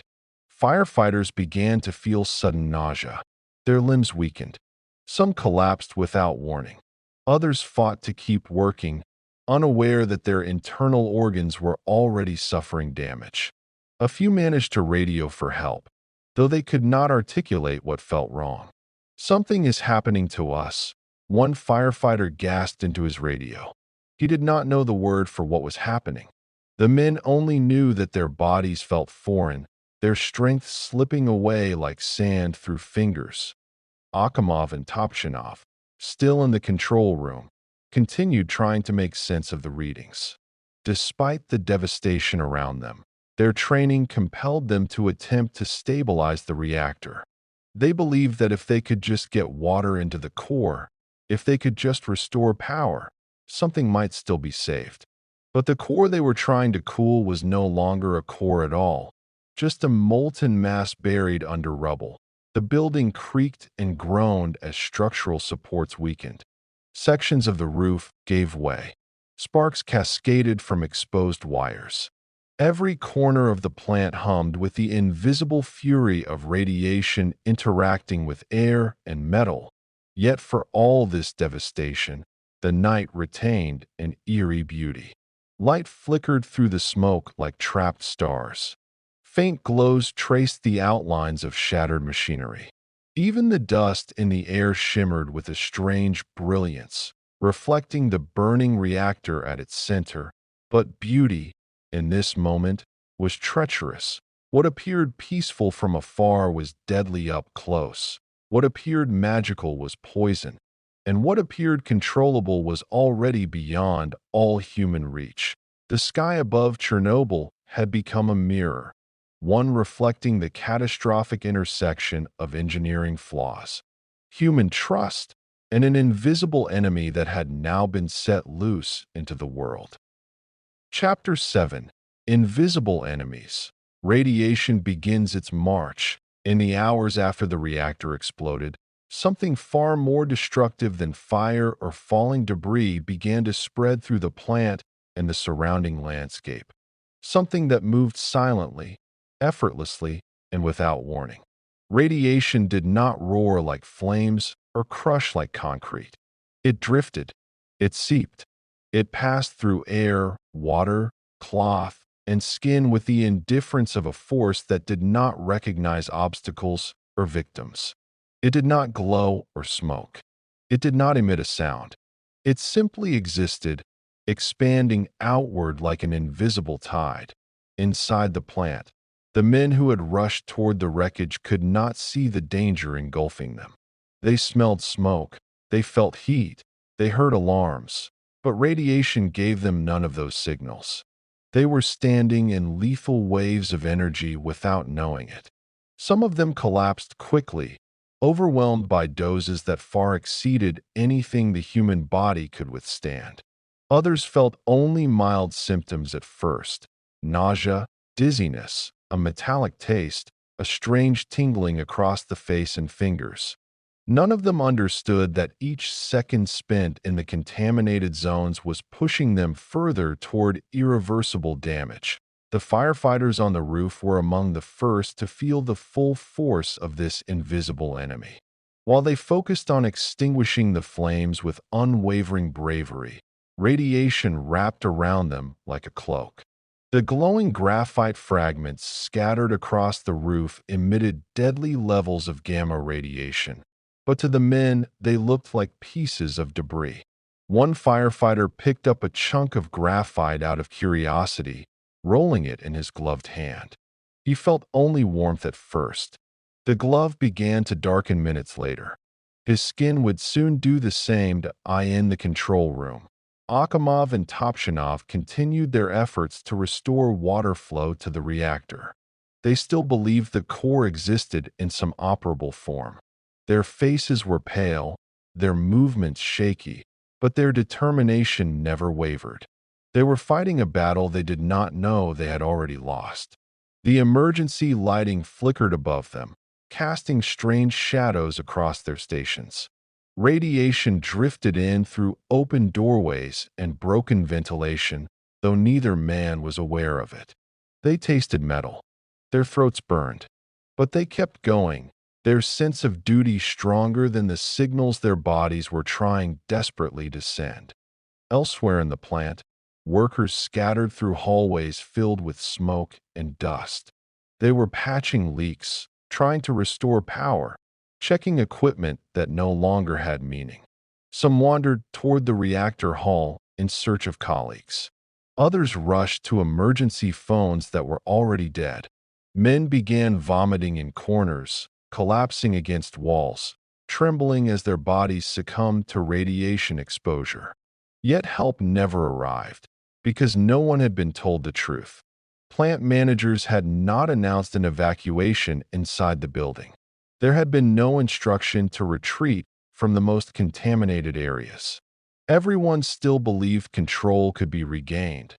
Outside, across the river and into the city of Pripyat, radiation spread more slowly, but no less surely. The wind carried it over rooftops, through open windows, across playgrounds and gardens. It settled softly onto benches and bus stops. It drifted into the hair of children who watched the plant from their balconies. Adults walking outside felt it as a gentle breeze, unaware that the particles clinging to their clothes and skin were unlike anything they had encountered before. Some residents noticed that their eyes stung faintly or that their throats felt irritated. A few mentioned the strange metallic taste that lingered on the air, but dismissed it as smoke from the fire. Without information, their senses could not guide them. The disaster remained an abstract concept, distant, isolated behind the plant's walls. They trusted that whatever was happening, someone with authority was managing it.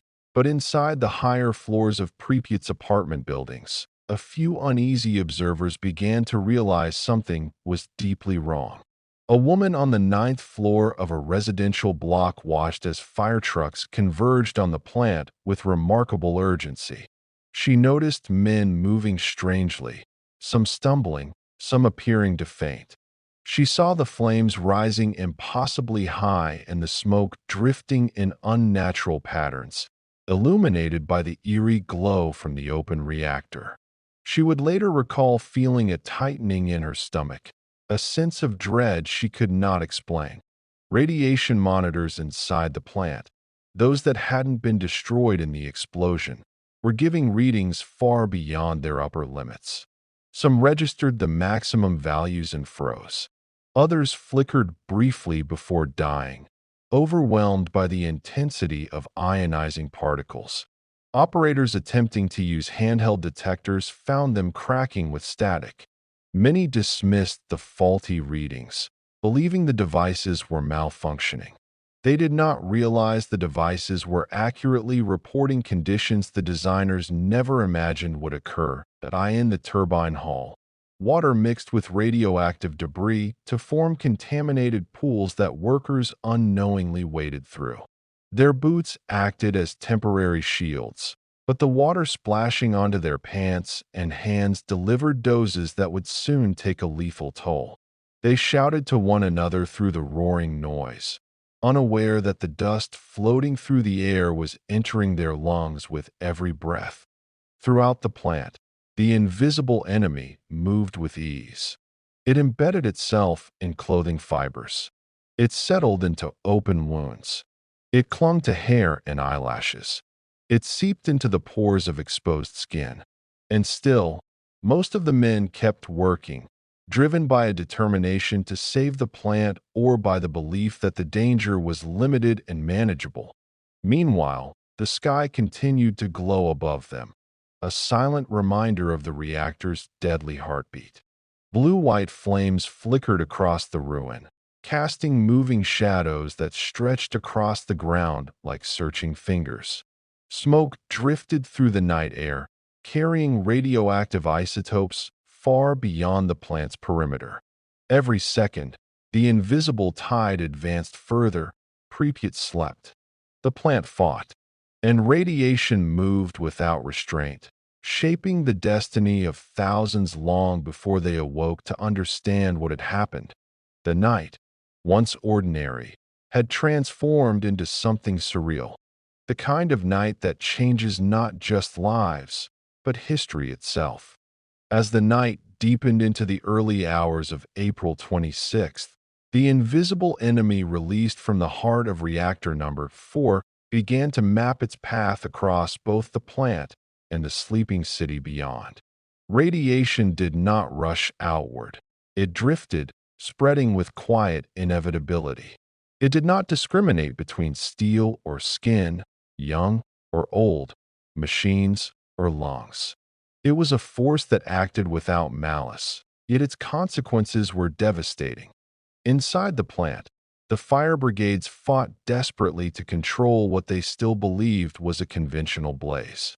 They moved like disciplined soldiers, trained to seek out hotspots, cut off fire pathways, and coordinate hose lines. But on this night, every step deeper into the complex brought them into contact with higher and higher levels of radiation. One group climbed a metal staircase slick with water and debris, unaware that the railing they gripped was coated in deadly particles. Another crew moved toward what remained of the reactor roof, stepping directly into the plume rising from the destroyed core. Some firefighters began to feel unsteady. Their legs weakened unexpectedly, and their breathing became more labored. A few vomited between hose bursts, believing it was smoke inhalation or exhaustion. One firefighter pulled off his helmet to wipe sweat from his forehead and felt a burning sensation on his skin, as if he were standing too close to a furnace. He dismissed it as heat from the fire, but there was no normal fire burning there. Only ionized gases and superheated fragments of the reactor's core. Nearby, at the plant's medical station, doctors and nurses were already beginning to treat the earliest casualties. Plant workers arrived staggering, coughing, trembling uncontrollably. Many complained of the same symptoms: dizziness, nausea, a metallic taste, a tingling sensation across the face. Their faces were flush with reddening skin, and some showed early signs of radiation burns. Yet the medical staff had no equipment to measure such exposure. Their training had emphasized electrical injuries, chemical burns, steam bursts, never the aftermath of a reactor explosion. Still, they worked tirelessly, using the tools they had. They applied cold compresses. They checked vital signs. They tried to calm the men who were already slipping into confusion. One nurse later recalled how some victims seemed strangely detached, as though their minds were drifting in and out of focus. It was like they were awake, but fading, she said. Meanwhile, outside the plant, Pripyat continued to sleep under a sky glowing faintly with the afterlight of the explosion. The wind carried radioactive isotopes across the city, depositing them in playgrounds, apartment courtyards, and along the wide, tree-lined avenues. The invisible particles clung to surfaces like dew. They settled into the soil, the water, the soft spring grass. They drifted into open windows where families slept. A few residents, restless from the earlier sound of the explosions, stepped outside to observe the distant glow. Some even walked toward the railway bridge that overlooked the plant, a place that would later be famously called the Bridge of Death, though none knew it then. From that vantage point, the view was strangely captivating. The flames rising from the reactor created a haunting illumination that pulsed with unnatural colors. People stood quietly, marveling at the sight. They felt a gentle breeze. They believed they were witnessing an industrial fire, an event dramatic to behold, but not threatening. Some parents held their children close to keep them warm. Others brought blankets and watched as if attending an impromptu nighttime spectacle. A few whispered that it looked like the Northern Lights, despite the impossibility of such a phenomenon reaching so far south. They stayed, they watched, and all the while, the invisible enemy settled on their hair, their skin, and their clothing. Inside the plant's corridors, chaos deepened. Workers attempting to reach lower levels found staircases collapsed or flooded, doors jammed. Smoke thickened into choking layers. Some men called out for missing colleagues, but received no reply. Others, overcome by nausea or burns, collapsed where they stood. Those still on their feet pressed forward regardless, driven by the belief that they could contain the damage if they worked hard enough. Near one of the broken control panels, Akimov clung to his station, determined to pump water into the reactor. His hands shook violently as he manipulated the remaining controls. He refused to abandon his post. Topchinov, despite vomiting multiple times and struggling to remain conscious, worked beside him.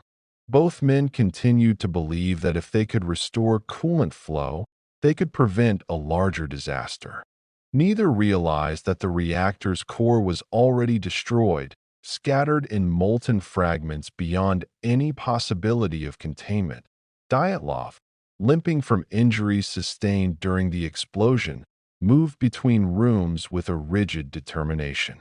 He questioned workers, issued orders, and attempted to interpret the incoherent readings from the surviving instruments. His disbelief in the reactor's destruction remained absolute, shaping every decision he made. To acknowledge the truth would have meant acknowledging that the unthinkable had occurred on his watch.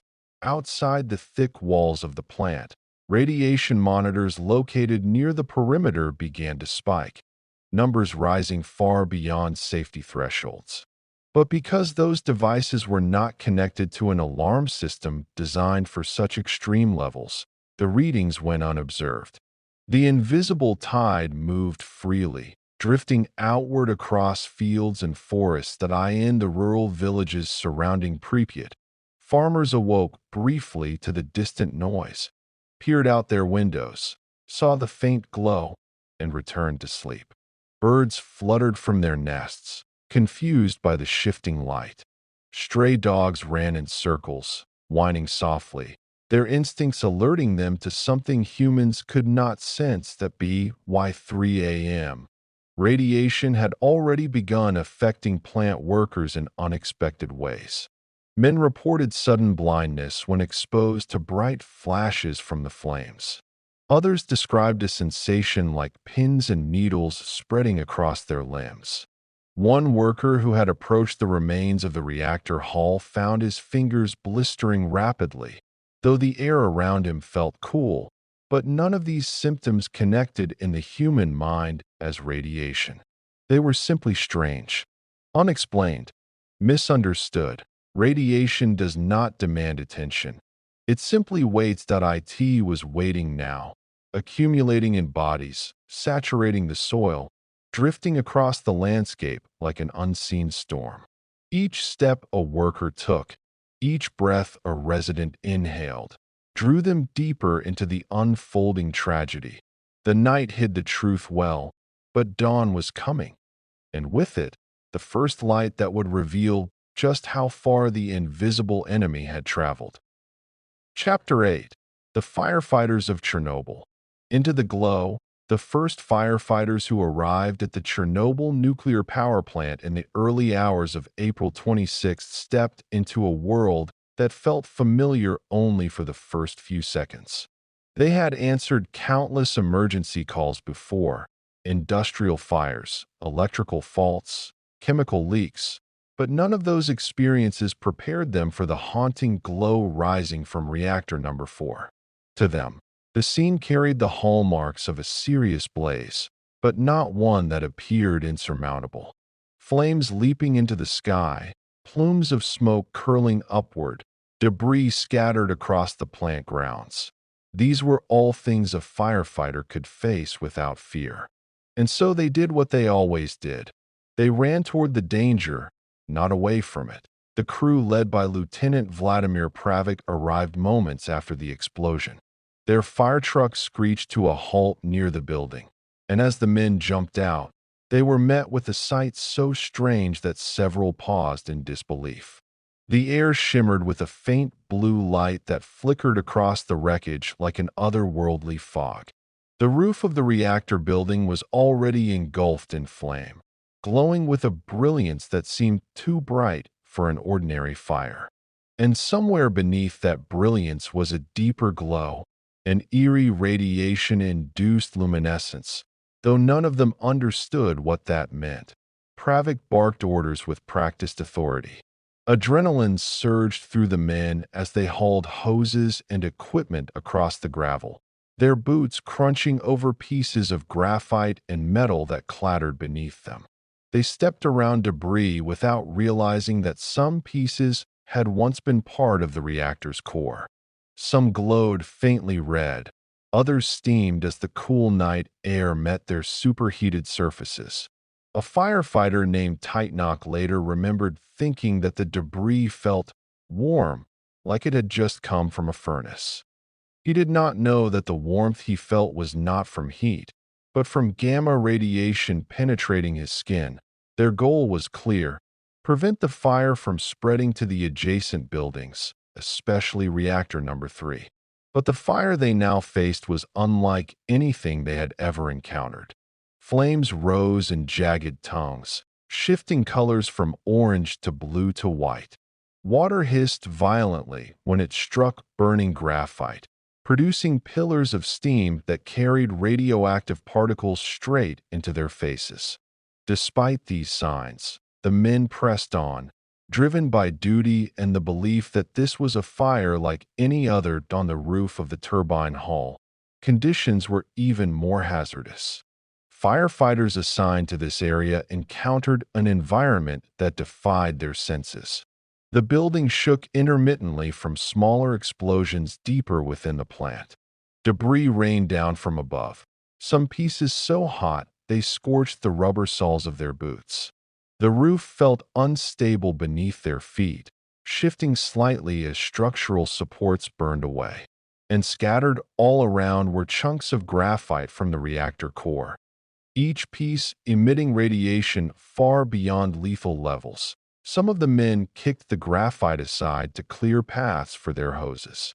One firefighter picked up a fragment, surprised at how heavy it was for its size.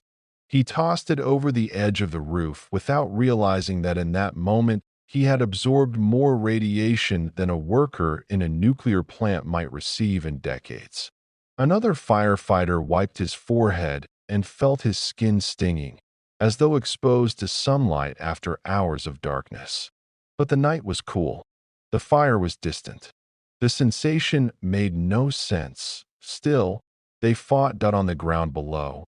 The second crew began to tackle the fire near the reactor's ventilation shaft.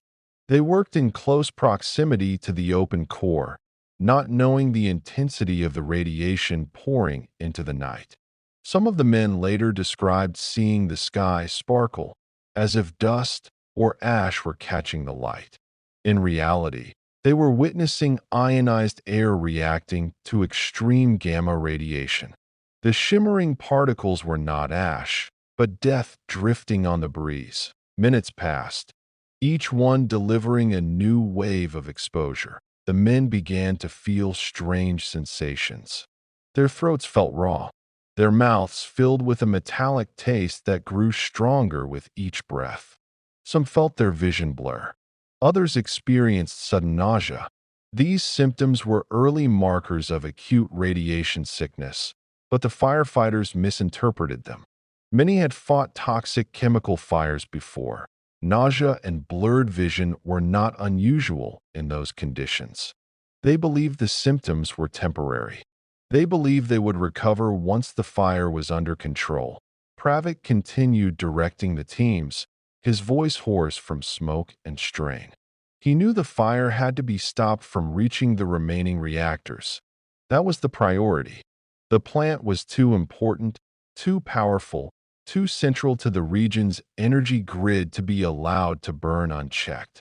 The thought of retreat never crossed his mind. He saw his men faltering, but he encouraged them forward, shouting through the roar of flames in a nearby corridor. Plant workers joined the effort, dragging hoses and equipment toward areas that firefighting crews couldn't reach. Some had no protective gear at all. They wore their standard uniforms, cotton, polyester, or wool, materials that offered no defense against radiation. As they moved deeper into the contaminated areas, they began to collapse one by one, their bodies overwhelmed by the invisible assault within the air and on their skin. Yet despite the tremendous danger, despite the chaos and the unknowns, a strange sense of order held. The men communicated. They coordinated. They worked with determination and courage that far exceeded their understanding of what they faced. Their training drove them forward, and their instinct for camaraderie kept them bound to each other. No one wanted to abandon his team. No one wanted to leave the job unfinished. Meanwhile, the sky overhead shifted in color as the night wore on. The strange blue glow intensified, shimmering in pulses that reflected off nearby buildings. Smoke rose in twisting columns, illuminated by the burning graphite. For a moment, it looked as though the night had been painted with strokes of unnatural light. The beauty of it held a deceptive calm, mesmerizing enough to dull the senses of those who stood watching. But the enemy was not in the flames. The enemy was not in the wind or the smoke. The enemy was in the very air they were breathing, silent, invisible, relentless. And with each passing moment, radiation continued its march through the bodies of the men who fought bravely beneath that unnatural sky. As the night stretched on, the men fighting the fires around Reactor Number 4 were caught in a battle that none of them understood. Their world had narrowed to the roar of flames, the crackling of collapsing structures, the hiss of water turning instantly to steam, and the sense, instinctive and unspoken, that something was profoundly wrong. Yet they pressed ahead, driven by duty and by the ingrained belief that every fire had a winning strategy. They simply needed to find it. Lieutenant Pripyat continued calling out orders, his voice strained but steady. He directed crews across shifting sections of the rooftop, urging them to redirect hose lines and push deeper toward the burning debris. His men responded with unwavering trust. They did not hesitate, even when the roof vibrated beneath them or when debris fell from above. Firefighting was a profession that demanded courage, and these men had it in abundance. So much so that they mistook the greatest deadly threat they had ever faced for the smallest one they could imagine. Below them, at ground level, other firefighters worked to contain flames spreading near the ventilation shafts. They had dragged hoses across a landscape transformed into something almost unrecognizable. Twisted pipes, shattered concrete, glowing metal fragments, and pools of contaminated water reflecting the eerie blue-white sky. Some of the men slipped on the wet ground, cutting their hands or bruising their knees, unaware that even the smallest open wound was now an invitation for radiation to enter their bodies unhindered. With every minute, the symptoms grew worse. One firefighter stopped mid-step as a wave of dizziness washed over him. He steadied himself on a metal railing, instinctively wiping sweat from his forehead. The sweat stung his fingertips. Another man felt nausea rise so sharply he bent over, vomiting onto the concrete, then straightened again and resumed working, believing it was just exhaustion. A third felt his throat burning, his breath catching in short, shallow gasps. Yet he remained at his hose line, determined not to abandon his post. Their bodies were giving them warnings, but none of these warnings matched anything they had been trained to expect. Radiation sickness begins like the flu, like exhaustion, like chemical irritation. It does not scream danger the way fire does. It whispers, it deceives, and it strikes hardest when the victim believes he still has time. Inside the turbine hall, additional crews battled fires that flickered across machinery and electrical consoles. The heat was intense here, and thick smoke made breathing difficult. Many of the men removed their helmets to wipe sweat from their faces or tied damp cloths around their mouths, trying to filter the smoke. These small acts of practicality only exposed them further to airborne radioactive particles. Meanwhile, engineers and plant workers joined the firefighting efforts wherever they could. Some were tasked with shutting down non-damaged reactors. Others ran to flooded areas to prevent electrical shorts. A few were ordered to enter the reactor hall itself, an order that became a death sentence, though no one gave it with malicious intent. The hall was a twisted labyrinth of broken equipment, burning fuel, and shattered concrete. The radiation there was beyond comprehension. Those who entered experienced immediate nausea and dizziness. One man collapsed within seconds of crossing the threshold, his colleagues dragging him out by the arms, unaware that the contamination clinging to his clothing was now spreading to them. Back on the roof, the glowing graphite fragments continued to deceive the senses. Some pulsed gently, like embers in a dying fire. Others remained dim, almost dull. They did not radiate heat in a way the men could understand. A few firefighters brushed past them, pushing them away with their boots or gloves. The radiation pouring from these pieces could not be felt, yet it penetrated their suits, their skin, their bones.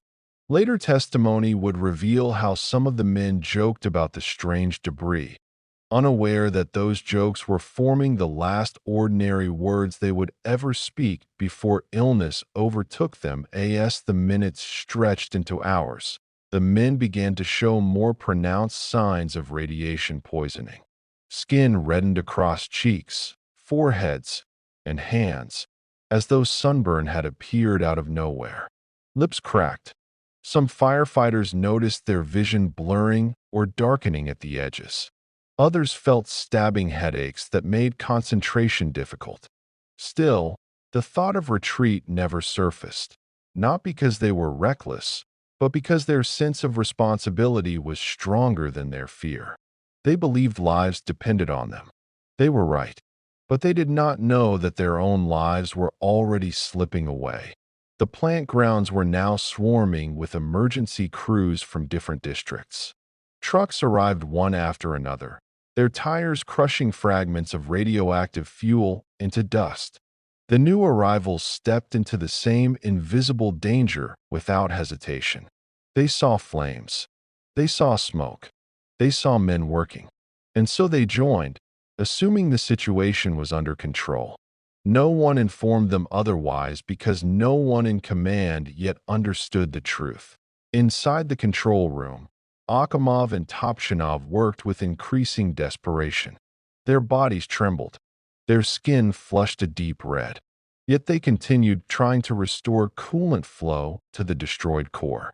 Water pumps groaned as they pushed thousands of gallons into a space where the reactor no longer existed. Every action was futile, yet essential in their minds. They believed that if they could just stabilize the system, the unfolding tragedy could still be contained. Dyatlov, battling his own shock and physical deterioration, refused to accept the reports streaming in from various sections of the plant. He insisted that the reactor was intact, that the explosions were secondary, that the crew needed simply to follow procedure. He staggered through darkened corridors, issuing orders that no longer had meaning. His disbelief was so strong that it overshadowed the devastation around him. Outside, the sky glowed brighter, the blue and white hues pulsing as though alive. The wind shifted, sending plumes of radioactive smoke drifting across fields and into Pripyat. The residents who still watched from balconies or sidewalks saw the strange light ripple across the sky and thought it beautiful. Some pointed out how the colors seemed to dance. Others whispered in awe at how quiet the night had become. But beneath that deceptive beauty, the firefighters continued their battle. One fought not just against the flames, but against an enemy they could not see, hear, or understand. Their courage was immense. Their fate had already been sealed, and the invisible enemy marched forward, undeterred by bravery, strategy, or human will. Chapter 9. The Plant in Chaos. The struggle to understand the impossible.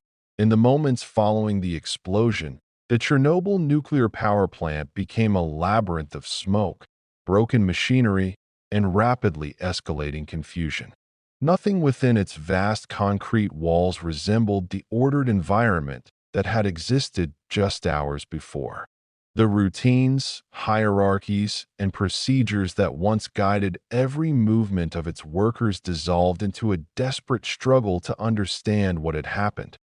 And More urgently, what was still happening? The plant, a structure built on the principles of precision and control, had slipped into a realm where neither principle applied. Inside the main corridors, workers stumbled through dimly lit passageways filled with choking smoke. Alarms cried out in overlapping tones. Some sections of the plant were eerily silent, as though the explosion had stunned the building into stillness. Others were filled with the sounds of rushing water from ruptured pipes or the crackling of flames consuming insulation and electrical panels. Every step was uncertain. Every direction felt equally perilous. The first instinct of many workers was to assess the damage. They rushed from room to room, shouting to one another through clouds of debris. Some attempted to restore power. Others tried to reach sections of the plant where communication had gone dead.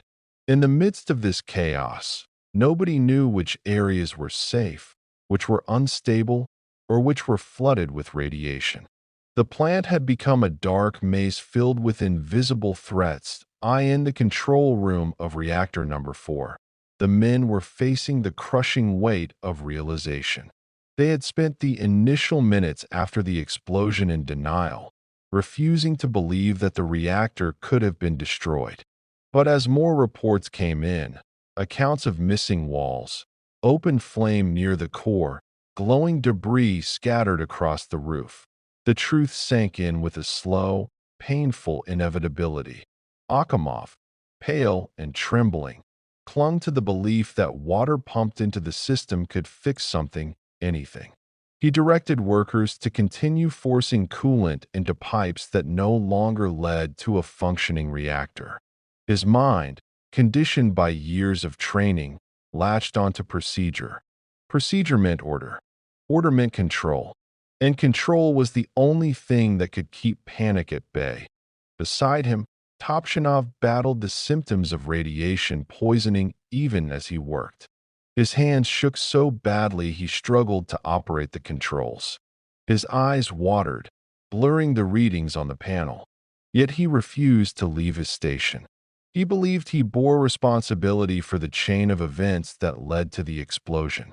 Now, in the darkest hours of his life, he believed it was his duty to try to make it right, no matter the cost. Across the room, Dyatlov still refused to accept complete reactor destruction.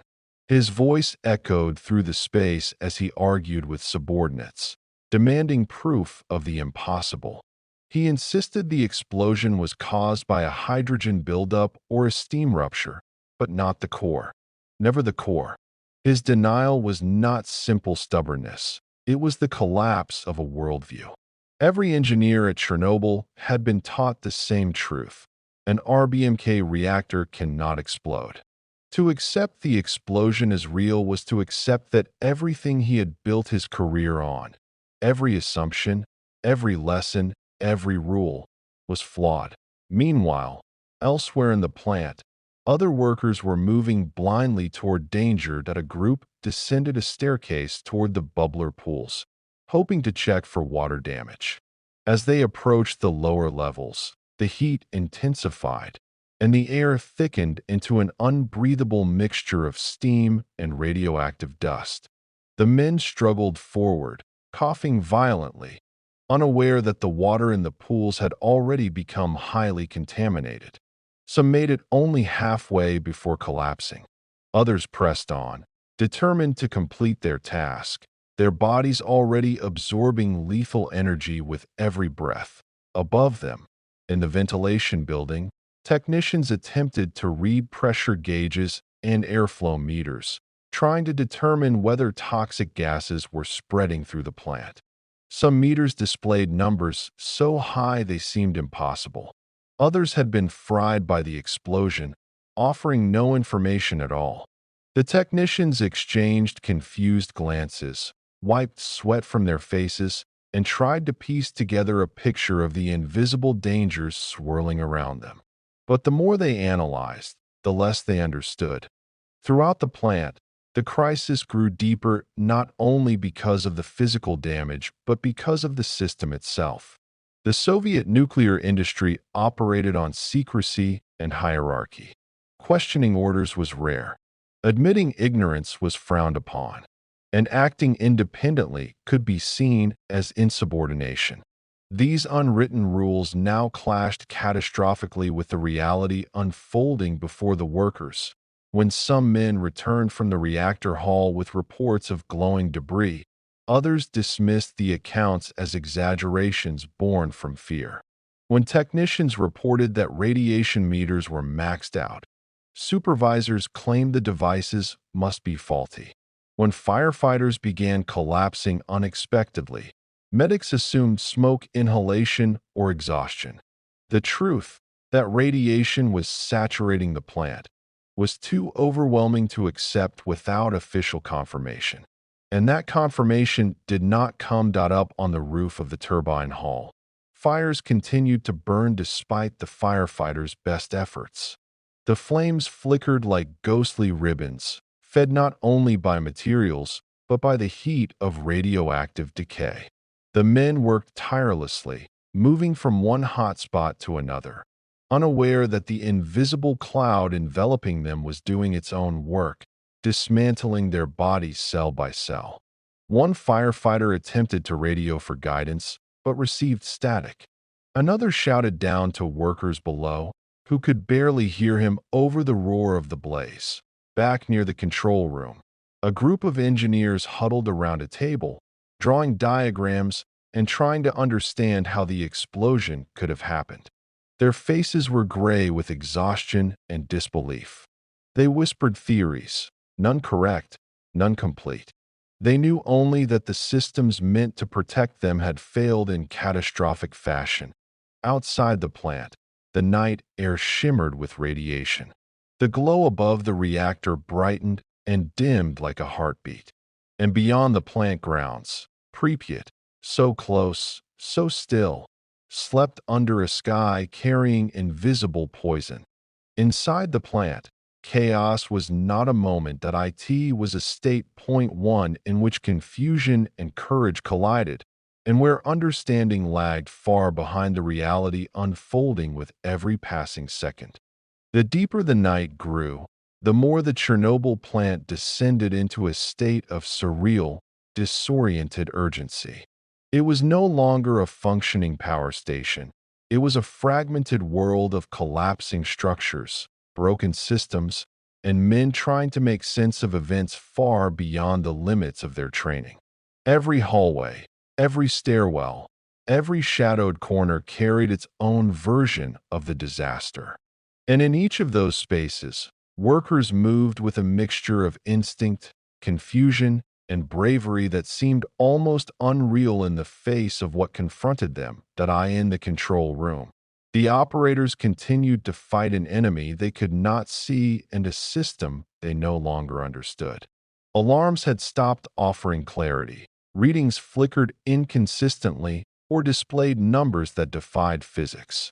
Even the familiar panel lights, once symbols of order, now seemed chaotic, blinking in erratic patterns. The men stood in a haze of smoke and radiation, their bodies weakening while their minds strained to make sense of the impossible. Akimov, exhausted and increasingly disoriented, still clung to procedure. He ordered workers to start auxiliary pumps, though the pipes they fed had long since melted or been torn apart. His voice cracked as he shouted instructions, sometimes repeating himself as though the words could anchor him against the rising tide of panic. He refused to leave, refused to abandon his responsibility. To him, leaving meant surrendering control, and control was the only lifeline he had left. Topchinov, barely able to stand, continued operating valves with trembling hands. The world around him blurred, the edges of the control panels shimmering with dizziness. Several times he had to steady himself on the desk to avoid collapsing. Yet in his mind, the disaster remained something he could still influence. "We can fix this," he whispered once, though whether he meant it for himself or for the room around him, no one knew. Each breath hurt. Each movement took immense effort. But he pressed on, driven by a sense of responsibility that outweighed the pain consuming his body. Dyatlov, limping and pale, continued issuing orders based on a version of reality that no longer existed. His denial had hardened into certainty. He could not accept that the reactor had exploded. Every assumption of Soviet nuclear engineering rested on the unshakable belief that such an explosion was impossible. Therefore, it had not happened. That was the logic he clung to. He demanded reports confirming his belief. He dismissed contradictory accounts as panic or confusion. His world had fractured, and in that fracture, he retreated deeper into the only truth he had ever known. The reactor must be intact, but the plant itself told another story. Throughout the upper levels, floors sagged beneath the weight of debris. Walls were cracked open like eggshells. Water sprayed in uncontrolled jets from burst pipelines, mixing with radioactive dust in swirling clouds that coated everything in a toxic sheen. The heat emanating from certain areas felt strange, not the heat of flame, but a penetrating, unnatural warmth that seemed to radiate from the metal and concrete itself. Few recognized this as radiation. Their senses could not interpret it. They simply felt discomfort without understanding its cause. In the administration wing, phones rang endlessly, many lines connecting to rooms that had already collapsed or lost power. Some desks were deserted. Papers scattered across the floors, fluttering in the currents created by the shattered windows. A handful of supervisors gathered near a central office, attempting to coordinate the response. They spoke over one another, their voices rising with tension. "We need readings," one insisted. "We need more men to inspect the reactor hull," another argued. "We need accurate reports," a third demanded. But readings were impossible. Men could not safely enter the reactor hull, and accurate reports no longer existed. In one hallway leading toward the destroyed section of the building, two workers encountered a scene that would haunt them for the rest of their lives. The ceiling above them was scorched black, the walls bulged outward from pressure, and the floor was covered in fragments of the reactor core. Some pieces glowed faintly, like embers that refused to cool. One worker knelt to examine the debris, only for the other to grab his arm and pull him away. The instinct to investigate had overridden fear, but even curiosity had limits in a night like this. Elsewhere, firefighters battling the blaze began to collapse in increasing numbers. Some sat down for a moment to catch their breath, and then found they could not stand again. Others lay on their sides, hands pressed to their stomachs, vomiting uncontrollably. Medics rushed among them, placing wet cloths on faces, offering water, shouting for stretchers. They could treat burns, smoke inhalation, heat exhaustion, but the silent force ravaging the men's bodies was something no first aid kit could touch. Near the turbine hall, engineers attempted to redirect water away from electrical conduits to prevent a secondary disaster. They sloshed through pools that had become radioactive traps, absorbing dangerous amounts of contamination with every step. They coughed violently, their lungs burning from the mixture of steam and particles. Yet they persisted, believing that if they did not act, the entire plant could collapse into an even greater catastrophe. In the transport bay, workers loaded injured colleagues onto trucks headed to the medical clinic. Some men screamed in pain. Others were eerily silent, staring blankly as though the world around them had begun to fade. A few attempted to walk on their own, only to collapse moments later. Their bodies were already succumbing to internal damage far beyond comprehension, and outside, the glow above the open reactor continued to pulse. It was both beautiful and monstrous. It cast shifting shadows across the plant grounds, illuminating paths that looked safe but weren't. From a distance, Pripyat's residents still watched, unaware that the light was not a spectacle but a warning sign written across the night sky. Within the plant, the struggle to understand had become a struggle simply to survive. And as the hours passed, one truth became clearer. No one inside Chernobyl understood the scale of what had happened. No one realized the world had already changed, and no one yet imagined how far the consequences would reach. Chapter 10: Pripyat's Final Sunrise. A city unaware of its fate, the city of Pripyat slept peacefully through the first hours of the disaster, wrapped in the comfort of routine and the innocence of trust. It was a young city, vibrant, clean, and full of promise, built specifically for the workers of the Chernobyl nuclear power plant and their families. Pripyat was the embodiment of Soviet optimism: modern apartment blocks, tree-lined promenades, playgrounds filled with laughter, and a community that believed its future burned bright. On the night of April 25th, nothing seemed capable of disturbing that serenity. Yet as the sun approached the horizon on April 26th, Pripyat was no longer the city it had been just hours earlier. Without its knowledge, the air had changed. An invisible mist of radioactive particles drifted silently through its streets, settling on sidewalks, windows, and the green spaces where children would soon play. It clung to laundry drying on balconies. It blanketed gardens and playground equipment. It filtered into open bedroom windows where babies slept in their cribs. Still, the city slept on. Not one official warning had reached its residents. Not one announcement had broken through their dreams. And as the horizon lightened into the soft glow of dawn, Pripyat began to stir with the unknowing calm of a place still living in yesterday. At around 5 a.m., some early risers stepped out onto their balconies and noticed something strange. A haze drifted across the city, not thick enough to obscure the buildings, but tinted faintly with a metallic shimmer. A few people rubbed their eyes, assuming it was simply morning fog illuminated by the rising sun. Others watched the distant plume rising from the plant, glowing faintly even as daylight strengthened. They could see firefighters moving like dark silhouettes against the radiance. But most residents, still groggy from sleep, shrugged it off. Industrial accidents happened. Fires happened. The plant was a powerful, modern facility. Surely those in charge were handling it. All across Pripyat, families began their morning routines. Mothers warmed milk for their children. Fathers prepared for weekend shifts or planned errands. Teenagers stirred reluctantly from their beds, thinking about sports practice or school assignments due the coming Monday.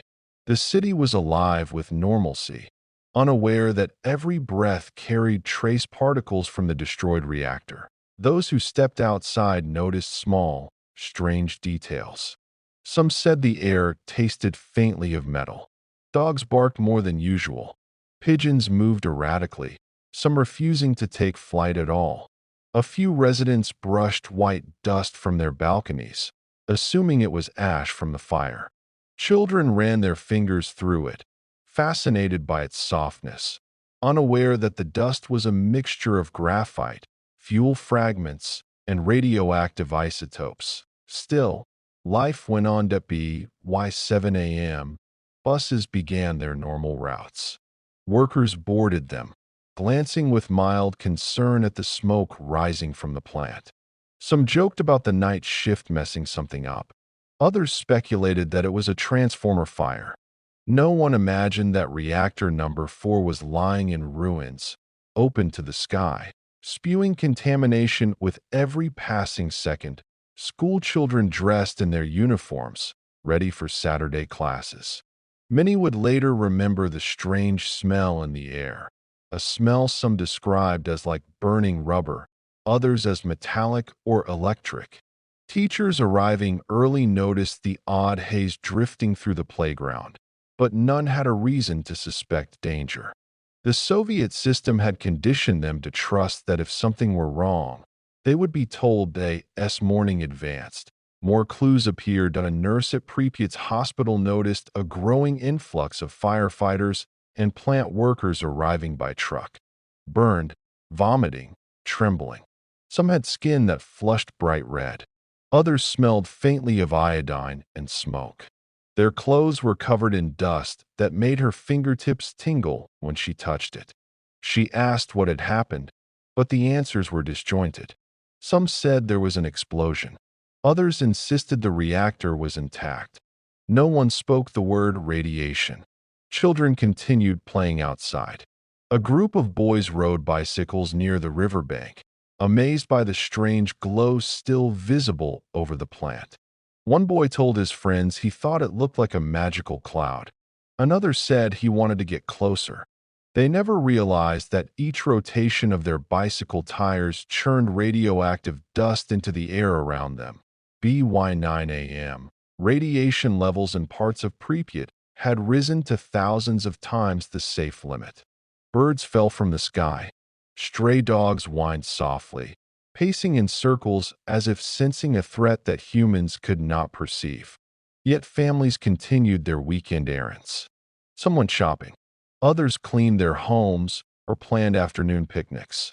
The amusement park, set to open in just 5 days for May Day celebrations, stood waiting silently, its bright yellow Ferris wheel glittering under the sun. Parents pointed it out to their children during morning walks, promising they would visit soon. No one knew that the amusement park would never open at the plant. Chaos deepened as more men succumbed to radiation. But in Pripyat, a disconnect persisted, a silent gap between the unfolding catastrophe and the people it threatened. Information trickled slowly, filtered through layers of bureaucracy. Local officials gathered, confused and alarmed, but still not fully informed by the plant supervisors who themselves remained in denial about the reactor's destruction. When the first hints of danger reached the city's leadership, they were hesitant to act. Evacuation had never occurred in Soviet nuclear history. The propaganda surrounding nuclear power insisted on safety, efficiency, and control. To order an evacuation might suggest instability, something that could damage reputations or careers, so the city remained in a state of deceptive calm. Families ate breakfast. Children played. Workers headed to their shifts. The horizon glowed faintly with light that was not from the sun, and radiation continued its silent march, moving through the streets, settling onto clothes, drifting into lungs that Pripyat's final sunrise as a living city had begun. None of its residents realized that by the next morning, their homes would be abandoned, their belongings left behind, their city sealed off from the world. The day was unfolding like any other, and yet it was the last day Pripyat would ever truly live. As the morning of April 26th unfolded, Pripyat went about its day with the carefree rhythm of a young city unaware that its hours were numbered. The sunlight, gentle and golden, washed across apartment blocks and playgrounds, illuminating scenes of normalcy that now feel almost unbearably fragile in hindsight. The invisible danger drifting through the air did not alter the color of the sky or the shape of the clouds. It gave no warning, no sharp smell, no burning sensation, nothing to alert the citizens that the world around them had quietly changed. By mid-morning, the streets buzzed with life. Children darted between buildings, chasing balls or riding bicycles. Parents shopped at the local markets, picking up bread and milk for the weekend. Elderly residents sat on benches, greeting neighbors as they passed. Pripyat had always been a city built around community, young, optimistic, and tightly woven together by the shared pride of working at the nuclear plant. If the plant glowed in the distance, they assumed it was under control. If strange particles drifted down from the sky, they assumed it was harmless ash from a fire. Their trust in the system, in the plant, in their leaders was absolute. Yet beneath this facade of calm Signs of danger quietly multiplied. Teachers at several schools noticed that students were unusually tired or distracted. A few children complained of headaches. One little girl told her teacher her throat felt scratchy, and several others said their eyes were burning. In a kindergarten near the town center, a teacher wiping dust from the windowsill remarked that the white powder seemed unusually fine. None of them knew that the dust contained radioactive isotopes, cesium, iodine, strontium, each capable of altering the human body on a cellular level. At the local hospital, doctors and nurses were overwhelmed. Ambulances arrived one after another, carrying plant workers and firefighters whose symptoms were growing more severe by the hour. Their burns puzzled the medical staff. They didn't look like ordinary thermal burns. Skin reddened and blistered without direct exposure to flame. Patients vomited repeatedly, their energy drained to a frightening degree. Many were disoriented, drifting in and out of consciousness. One doctor would later recall how patients' skin seemed to glow faintly pink, though whether this was a trick of light or memory remains unknown. Still, even the doctors did not fully understand what they were dealing with. They suspected radiation only vaguely. They had never been trained for a reactor explosion, because officially, such an event could not occur. Throughout the morning, the first murmurs of concern spread through the city. Some people stood on balconies, shielding their eyes as they stared toward the plant. The smoke rising from reactor number 4 was thicker now, swirling upward in strange patterns. The glow from the night had faded, but the plume remained unsettling. Many residents smelled something metallic in the air. Others felt a dryness in their mouths that water did nothing to relieve. In the central square, a group of parents gathered after noticing that the playground equipment near their apartment buildings had grown warm to the touch, even though the sun had only been in the sky for a short time. A few mothers wiped glowing dust from their children's clothes, confused by its persistence. Yet despite the growing unease, life continued. Shoppers browsed the aisles of the grocery stores. Teenagers visited arcades and cafes. Couples strolled along the river. The Great Ferris Wheel, soon to be a centerpiece of the upcoming May Day celebrations, stood tall and bright in the center of the amusement park, and used but not yet forgotten. Some children pressed their faces against the fence surrounding it, dreaming of the rides they would take when it finally opened. But the delay in official communication could not last forever. Around mid-morning, police trucks began appearing in various neighborhoods. Officers approached residents quietly, asking them to remain indoors. Their tone remained calm, rehearsed, deliberately limited. They did not say the word radiation. They did not mention evacuation. They did not offer masks or protection. Even the officers themselves were operating in a haze of incomplete information. A S-word spread from household to household. Confusion grew. Why stay inside? Was the fire still spreading? Were chemicals leaking? Many residents peered out their windows, searching for visible signs of danger. But the danger could not be seen. Around noon, a committee of regional and plant officials met in a conference room in Pripyat. The air was tense. Papers covered the table, reports from the plant, radiation readings, many of them downplayed, and summaries of the night's events. Some officials insisted that the situation was under control. Others argued that evacuation was necessary. The truth slowly crept into the room. The radiation levels were catastrophic. The reactor had indeed exploded. The city was in danger. But admitting these facts meant acknowledging a failure of immense proportions. And so they hesitated. Outside, life continued. Children played in the courtyards. Families lined up for ice cream at small stands. An outdoor wedding proceeded in a courtyard near the school. The bride and groom smiled for photographs. unaware that radioactive dust was settling softly onto their clothes, their hair, their skin. Guests clapped and cheered as though nothing extraordinary had occurred that morning. Yet small cracks in the illusion were growing that a group of cyclists riding near the river spotted workers in protective suits near the plant perimeter. They exchanged uneasy glances. Why were these men dressed like that if everything was fine? Near one of the bus stops, a woman fainted suddenly, her husband shouting for help.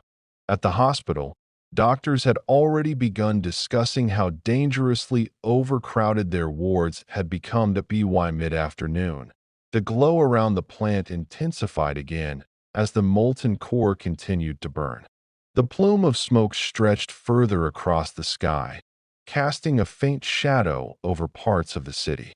Some residents shaded their eyes, wondering why the sun seemed dimmer than usual. Still, no announcement came. The silence from officials created a strange duality in Pripyat, a city moving through a normal day while standing at the edge of irreversible change. Every passing hour brought more radiation. Every passing minute deepened the exposure that Pripyat's final day was slipping away, not with panic, not with warning, but with the heartbreaking ordinariness of a city living its last hours of innocence. That evening, when the evacuation order finally arrived, it would be too late to erase what the morning sunlight had already revealed and what the radiation had already claimed. Chapter 11. The Evacuation. An entire city vanishes in 3 hours. By the afternoon of April 26th, Pripyat was living on borrowed time. The soft spring sunlight that filtered through its clean avenues and blooming trees hid a threat spreading silently through every corner of the city. Children still played outside. Families still sat on benches enjoying the warmth. Couples still pushed strollers down the promenade. Yet behind the calm smiles and weekend routines, something invisible and deadly was tightening around the city, minute by minute. Inside government offices, the truth finally began to settle, and it settled with the heaviness of a realization too large to ignore. The reactor had exploded. Radiation levels were rising far beyond anything the city could endure. Dozens of plant workers and firefighters lay in the hospital with symptoms too severe to be dismissed as exhaustion. Birds fell from the sky. Stray dogs paced restlessly, whining at something only instinct could sense. Still, many officials hesitated. The decision to evacuate an entire city was monumental. Nothing like it had ever been done in the Soviet Union. Evacuation meant admitting failure of technology, of leadership, of the state itself. It meant acknowledging that the disaster unfolding at Chernobyl was not a local emergency, not a simple fire, not a technical setback, but something far larger. By late afternoon, a quiet urgency filled the air in government buildings. Arguments erupted behind closed doors. Some officials insisted the radiation posed no serious risk. Others, having seen the hospital wards, spoke with trembling voices about the burns and symptoms they could not explain away. Every minute of hesitation meant more exposure. The silence was becoming dangerous. Finally, as the sun began to lower toward the horizon, the decision was made. Pripyat must be evacuated. The order came with a strange mixture of decisiveness and denial. Residents were to leave the city temporarily. Evacuation would be short. They would return in 2 or 3 days. These reassurances were not lies told with malicious intent. They were lies told because even the officials issuing the orders could not yet comprehend the permanent scale of what had happened. Once the decision was made, the machinery of the evacuation began moving at remarkable speed. Buses, nearly 1,000 of them, were summoned from towns across the region. They lined up in endless rows, their engines idling, as drivers received hurried instructions. Soldiers were deployed to maintain order. Doctors prepared for mass transport. And in Pripyat, police officers began spreading the first official announcement the city had heard since the explosion. The message was simple, calm, and deeply misleading.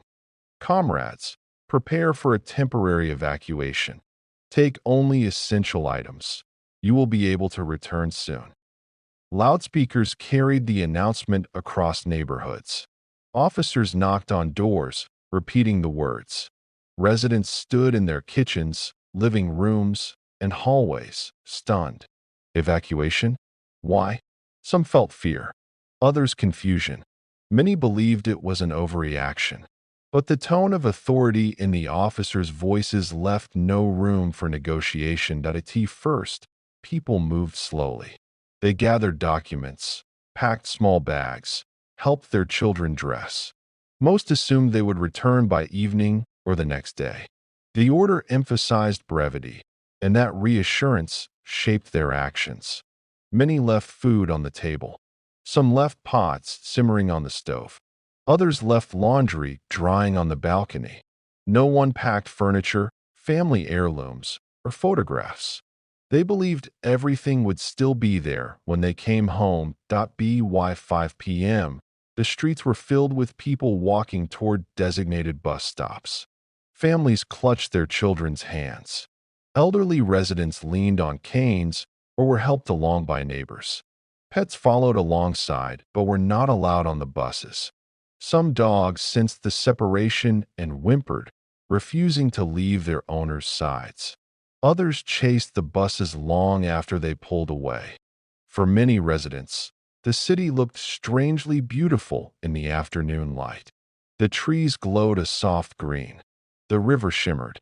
The Ferris wheel, still unopened, stood motionless in the amusement park, its golden frame catching the light like a monument. It felt impossible that anything bad could truly be happening. And yet the faint smell of smoke in the air, the odd metallic taste on the tongue, and the cluster of buses waiting in rows told another story. Inside the buses, people sat quietly, trying to make sense of the rapid change in their world. Children asked why they had to leave. Parents repeated the official reassurance, just for a few days. Some residents whispered among themselves about the explosion. Others wondered aloud if the fire had worsened.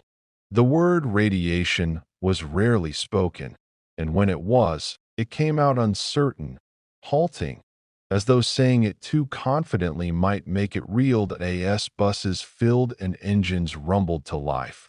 A powerful sadness settled across Pripyat. The city had been built with pride, a symbol of Soviet achievement and technological ambition. It was home, a place of growing families, freshly planted gardens, schools filled with laughter. Now, without ceremony, its residents were leaving in an orderly exodus that felt surreal. Police guided the buses into formation. Soldiers stood at intersections, directing traffic. The air buzzed with motion, voices, and the low rumble of engines. Yet beneath the activity lay a profound quiet, a collective unspoken understanding that something irreversible had begun. By early evening, the evacuation was fully underway. Buses rolled forward one by one, carrying thousands away from a city they believed they would return to soon. Many turned in their seats to look back at Pripyat, their homes, their schools, their playgrounds. Some waved to neighbors. Some cried softly. Some simply stared, unsure whether they should feel fear, hope, or confusion. As the convoy stretched into a long caravan snaking down the highway.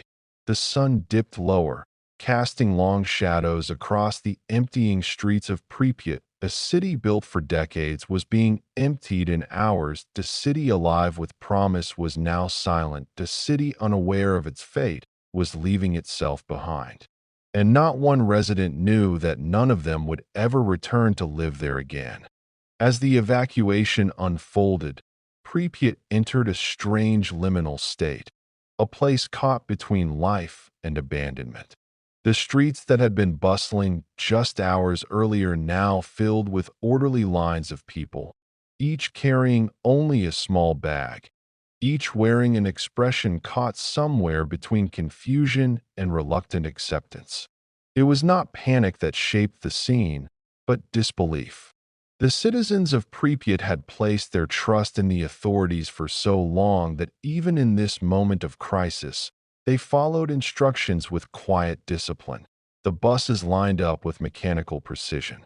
Hundreds of them, arriving from towns and villages miles away, formed long queues on the main roads, engines idling softly. Their presence alone filled the air with a sense of gravity. These were not buses meant for a temporary inconvenience. These were buses meant for displacement. But the people boarding them had not yet been told that truth. Officers standing near the bus doors urged residents to hurry.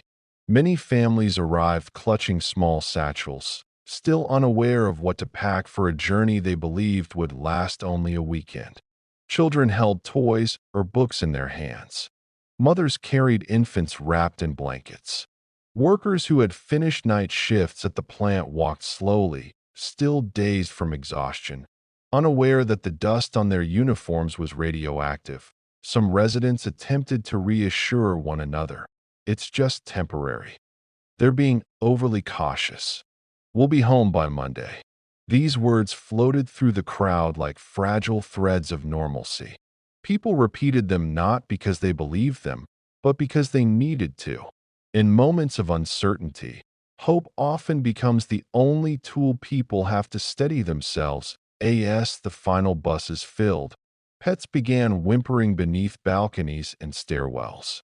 Dogs paced, confused by the sudden rush of human movement.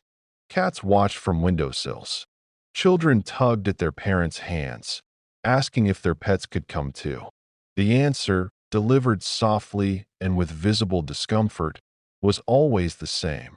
We'll return soon. They'll be fine. But deep inside, some parents felt a heaviness they could not explain. By 5:30 p.m., the roads leading out of Pripyat transformed into a moving river of yellow and white buses. The evacuation had begun in earnest. Each bus carried a mixture of fear, hope, and silence. People glanced out the windows at their city, its neat rows of apartment buildings, its cafes, its Ferris wheel standing quietly in the amusement park. None of them knew they were seeing these places for the last time. Inside the buses, conversations unfolded in hushed tones that a mother soothed her restless toddler, promising they would return in a few hours. An elderly man adjusted his hat, staring out the window as though memorizing every corner of the familiar streets. Teenagers joked nervously, trying to keep fear at bay. A young boy asked his father why soldiers were standing on the sidewalks. The father, like many others, gave the only answer he felt safe saying, "They're just helping us leave quickly." But whispers began circulating. People spoke quietly about the strange smell in the air, about the workers being rushed to hospitals, about the plume rising from the plant. One woman mentioned her neighbor who had fainted that morning. Another said she'd heard that radiation levels were high. Yet the word radiation hung in the air like something forbidden, dangerous to say aloud. As the buses moved farther away from the city, some residents turned back for one last look. The rooftops gleamed in the evening light. The river shimmered peacefully. The sunlight brushed over the amusement park that would never open, over the schools whose halls would soon fall silent, over the wide avenues once filled with laughter and hope. That a young girl pressed her face to the glass, pointing toward the Ferris wheel. "I want to ride it when we come back," she whispered. Her mother smiled weakly and kissed the top of her head. "Of course," she said. But in her heart, something ached. Back inside Pripyat, the silence deepened. The streets emptied. The buses departed in organized waves, leaving behind a city frozen in time. Abandoned toys lay on sidewalks. Open windows fluttered with curtains left in the breeze. Dinner plates sat on tables. A half-written school assignment rested on a desk. A kettle still sat on a stove, waiting for the return of the family that had already disappeared down the highway. Soldiers walked through the quiet streets, ensuring all residents had boarded buses. They too did not grasp the full magnitude of the disaster. Some covered their mouths with cloth. Others used makeshift devices to measure radiation levels, watching needles tremble toward the edge of their dials to eye in the residential blocks. The echoes of footsteps died away. Machines in empty apartments hummed softly. Radios played to empty rooms.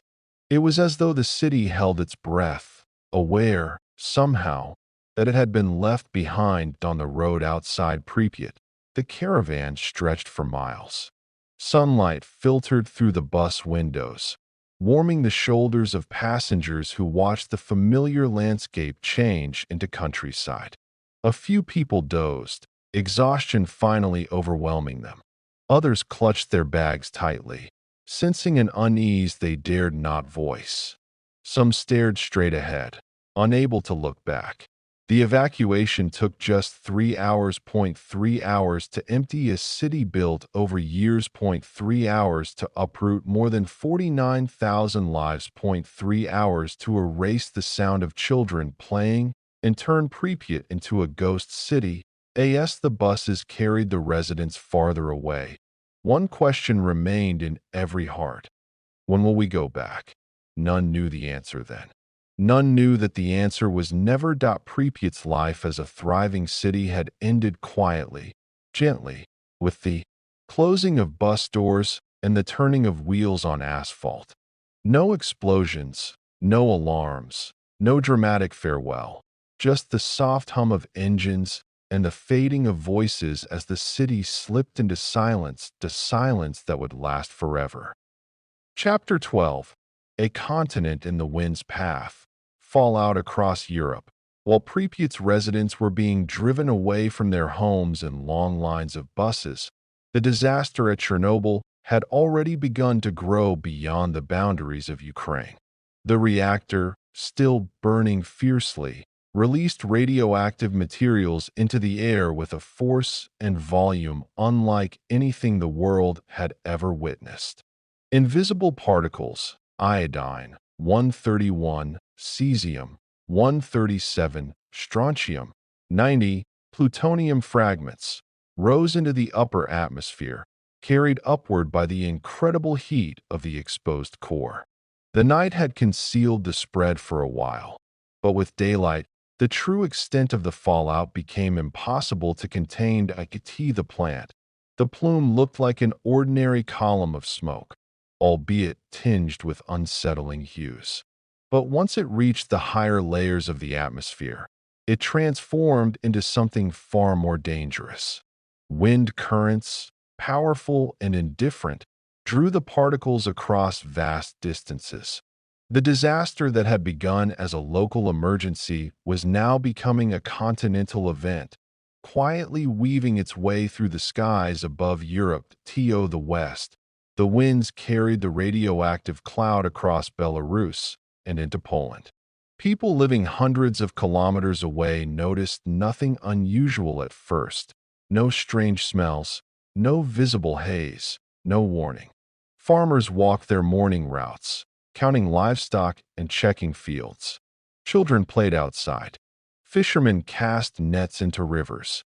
The world continued its rhythms, unaware that particles released from the explosion were drifting overhead, settling on soil, water, and rooftops like a dusting of poisoned snow. Radiation does not announce its arrival. There is no dramatic entrance, no sound or spark. It simply descends. And that morning, it began descending across countries whose people had never even heard of Pripyat. Over the next 24 hours, shifting winds carried the plume northward. Parts of Scandinavia began to detect unusual readings on monitoring stations, readings that climbed higher and higher, exceeding normal background radiation by astonishing levels. Technicians in Sweden found themselves staring at instruments that seemed to malfunction. They recalibrated. They checked battery power. They replaced sensors. But the numbers remained high. Soon, workers at the Forsmark nuclear plant in Sweden noticed something stranger. Their automatic radiation alarms were triggered before they entered the plant. Normally, these alarms activated only if someone inside the facility had been contaminated. But now they were sounding in the parking lot. Outside the plant's perimeter, the IT made no sense. It first, the staff suspected a leak or malfunction within Forsmark itself. They began emergency checks, sealing off sections of the plant, searching for signs of structural failure. But the reactor was functioning perfectly. The contamination was not coming from inside. It was coming from the AI. R.as other Swedish monitoring stations began reporting identical spikes. Alarms spread through scientific circles. Wind models were consulted. The trajectory was traced backward. And the shocking truth emerged. The radiation was drifting from the direction of the Soviet Union. Phone calls crossed borders. European officials sought answers. Meteorologists studied wind patterns, slowly assembling a picture of a disaster no one had been told about. By the time Norway, Finland, and parts of Denmark detected contamination, the Soviet government still had not released any official information. Meanwhile, in Belarus, only a short distance from Chernobyl, the fallout was far more intense. Villages near the border received radiation levels dozens of times higher than those recorded in Pripyat. People went about their daily lives unaware that their fields, wells, roofs, and clothing were becoming contaminated with isotopes that would linger for decades. Children played in schoolyards coated in fallout dust. Farmers milked cows whose grazing fields were now radioactive. Families hung laundry outside, unknowingly allowing particles to settle onto clothing. Across Ukraine, Belarus, and Russia, the spread was so wide that entire belts of land, forests, rivers, farmlands absorbed the contamination. But because the particles were invisible, and because the Soviet Union withheld information in the name of political image and stability, millions remained in harm's way. In the days that followed, the radioactive plume drifted in multiple directions. Southern winds carried it into Romania and Hungary. Western currents pushed it across Czechoslovakia and Austria, then further into Germany. By April 28th, Italy and France began detecting radiation as well. Even as far as Britain and Ireland, faint traces were recorded. Clear evidence that the disaster's reach had surpassed all expectations. In some places, sudden rain showers brought radiation down to Earth more heavily. Small towns in Sweden and Finland experienced hot spots, areas where contamination was far higher than even the worst predictions. Fishermen in Norway noticed that the advice for their trade suddenly changed. Farmers across Europe were told to avoid consuming fresh milk, leafy vegetables, or mushrooms. In parts of Germany, playgrounds were closed and sandboxes replaced. But all of this came after the information finally surfaced. Before that, confusion reigned. In laboratories across Europe, scientists stared at their instruments in disbelief. Some suspected a nuclear test. Others feared a secret weapons program gone wrong. Rumors swirled, whispers of an accident too large to hide, too dangerous to ignore.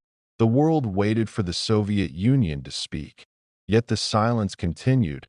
Back in Pripyat, families still had no idea that the radioactive cloud generated by the explosion had been powerful enough to reach across half of Europe.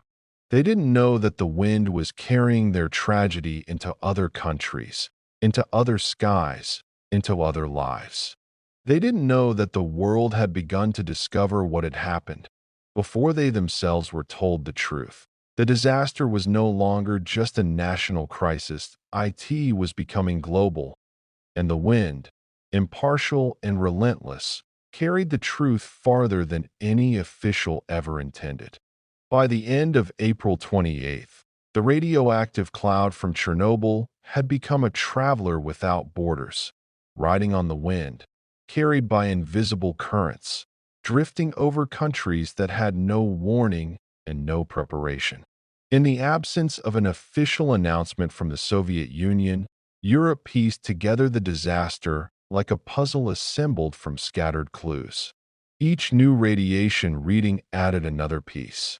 Each abnormal sensor report pointed toward a catastrophe that had unfolded not days ago, but days before, with the world left in the dark that it was in Sweden where the alarm truly broke open. After confirming the contamination was external and not from their own facility, Swedish scientists traced the wind patterns backward with precision. When they understood the source, they contacted Moscow for clarification. The inquiry was formal, urgent, and diplomatic. We have detected extraordinarily high levels of radiation originating from your direction. Is there an accident at one of your facilities? Moscow did not immediately respond. Hours passed, then more hours.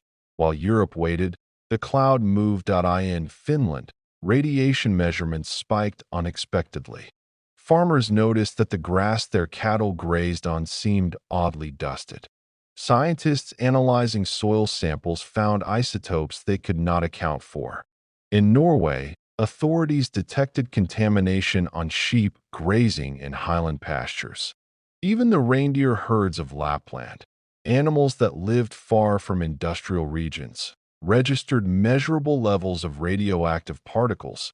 Across Denmark, Germany, and Austria, schools began canceling outdoor activities as a precaution, though no one yet understood the scale of the problem.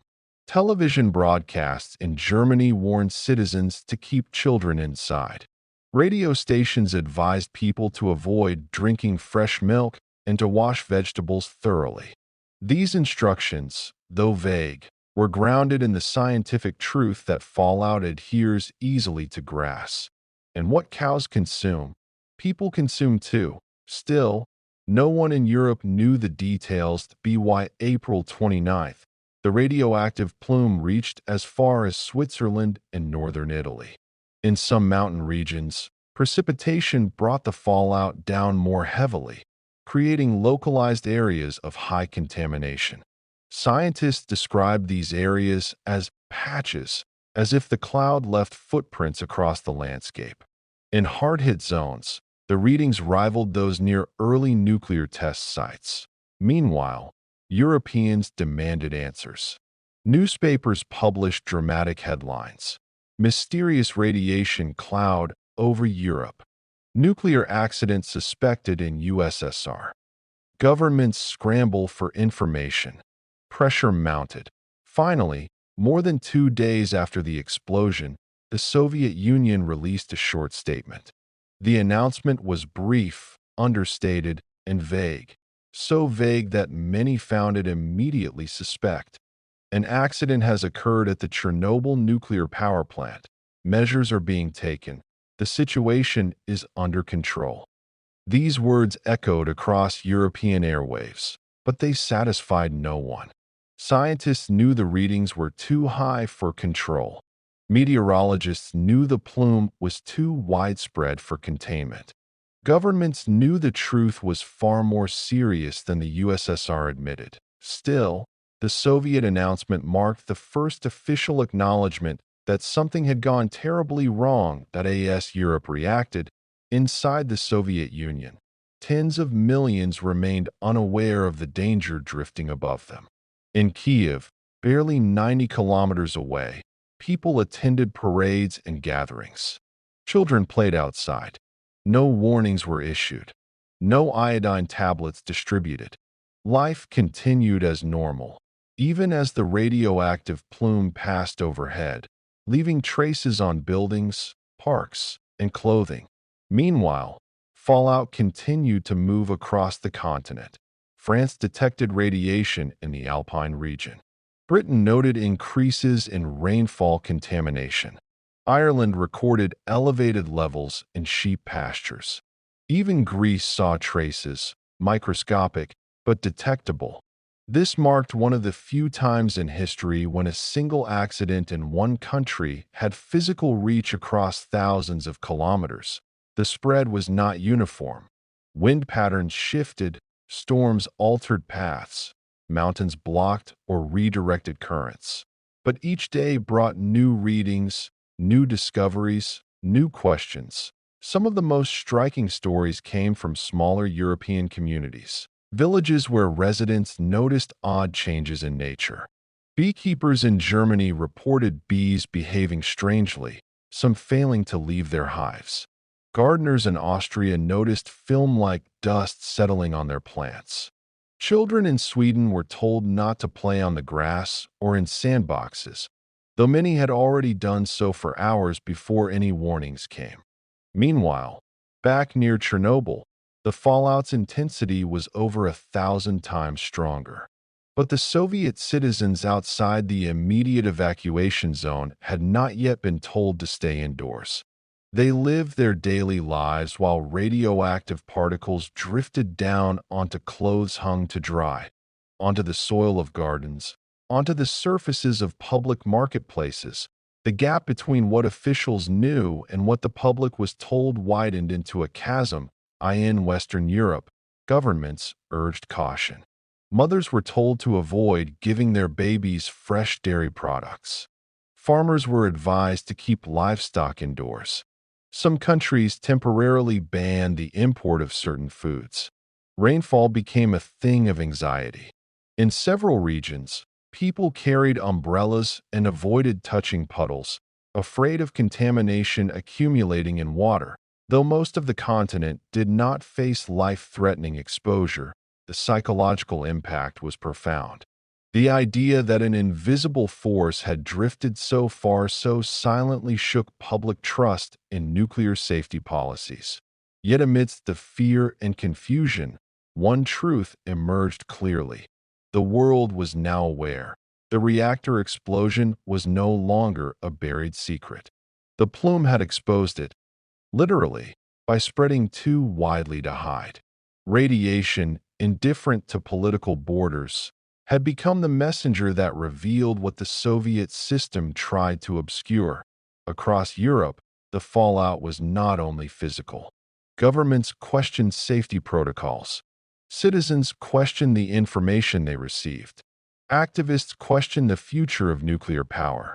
And families, thousands of kilometers from Chernobyl, wondered whether the milk in their refrigerators, the grass in their gardens, or the rain falling on their homes had been touched by the disaster.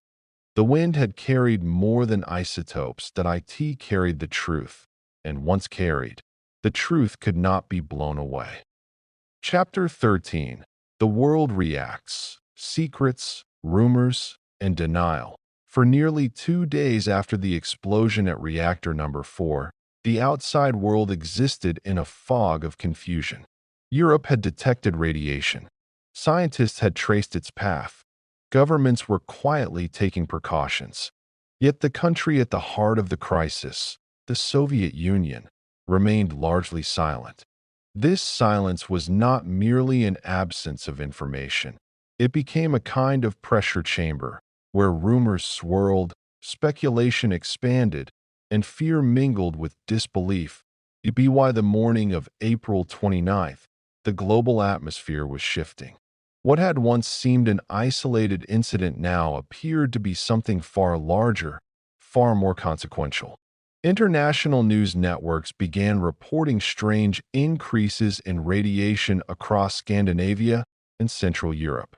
Anchors spoke in measured tones, choosing their words carefully but unable to mask the gravity behind them. Governments issued advisories urging caution with food, water, and outdoor exposure. But still, very few knew what had really happened at Chernobyl. Inside the Soviet Union, however, the leadership was grappling with the full weight of the crisis. The explosion had occurred at a reactor type widely used across the nation. Admitting that one had failed catastrophically would mean admitting a vulnerability in the heart of Soviet engineering and pride. It would challenge the idea that the USSR's nuclear program was the envy of the world. It would reveal a flaw in a system that demanded perfection. Thus, secrecy became the shield that in Moscow. Committees formed behind closed doors. Reports were reviewed, debated, and sanitized.